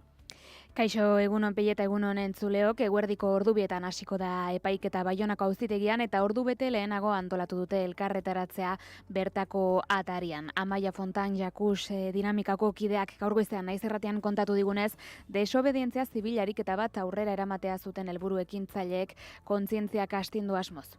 Frantses estadoak eta frantses poliziak eta frantses justiziak auziperatzen gaituzte eta hori aurre ikusia ez bazen edo bai, berdintzen guretzat nahi genuena zentzinez desobedientzia zibil ekintza bat hirugarrena beraz egin eta beraz guretzat argitzen behar zela mobilizatu horren inguruan. Auzipetzearen ostean aktibatutako autoinkulpazio dinamika salaketarako tresna ere bilakatu da. Zela nolazpait botz gune bat esplikatzeko gaur egun migrazio politikak zeintzu diren Europan eta nola gaur egun arresiak eraikitzen duela Europak Frontex agentzia lagundurik eta nola hainbat erritan Europako errigehienetan erraiteko arresiak eta lege antimigratorioak eraikitzen diren helburua baita entxatzea migranteak ez etortzea Europara.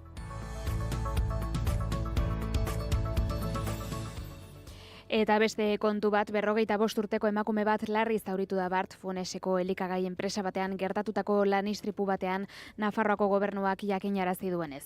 SOS Nafarroa larrialdi zerbitzuak iluntzeko 8 eta 27an jaso zuen abisua eta Azkoiengo suhiltzaileak, osasun langileak, 2 anbulantzia eta foruzaingoa mobilizatu zituen.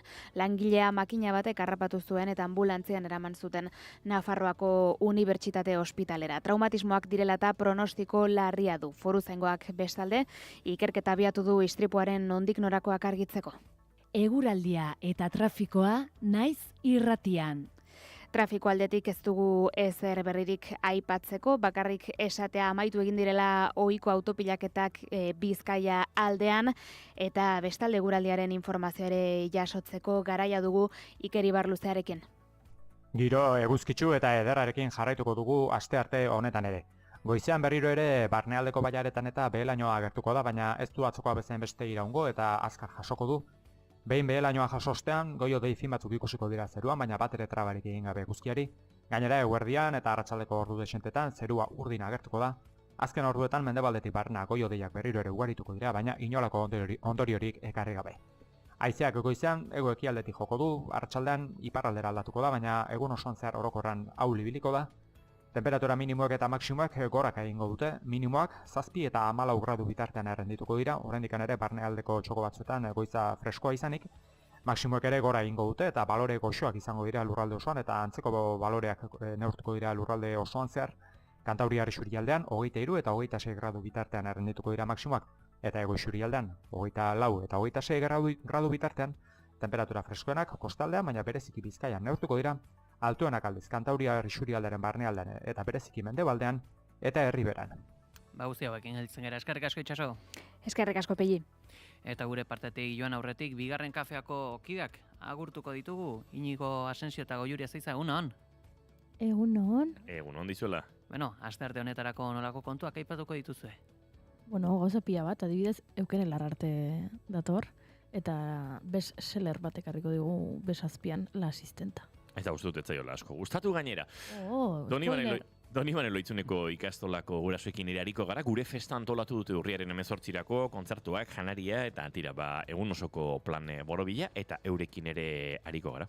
Eta Euskal Herriko Unibertsitateak bat egin du urrian egingo du, urrian zehar 10.000 odol emate lortzeko erronkarekin. Ez dute soilik beraien kampusetan egingo, hau da, unibertsitate asko elkartu dira, eta 10.000 odol emate lortu nahi dituzte, beraz, datozen egunetan egongo dira jasoten. Eta gazten artean indarkeria sexista prebenitzeko egiten den beldurbarik programarako lanak aurkezteko epea zabalik dela itzaki modura hartu dugu, eta tira, egitasmoaren inguruan hariko gara, egitasmo honen sustatzaileekin eurekin. Proposamen guzti hauekin gelditzen gara, eskerrik asko. Eskerrik asko zuri. Eta gure partetik besterik ez, joateko tenore heldu zaigu, ondo segi, aio! Naiz irratia.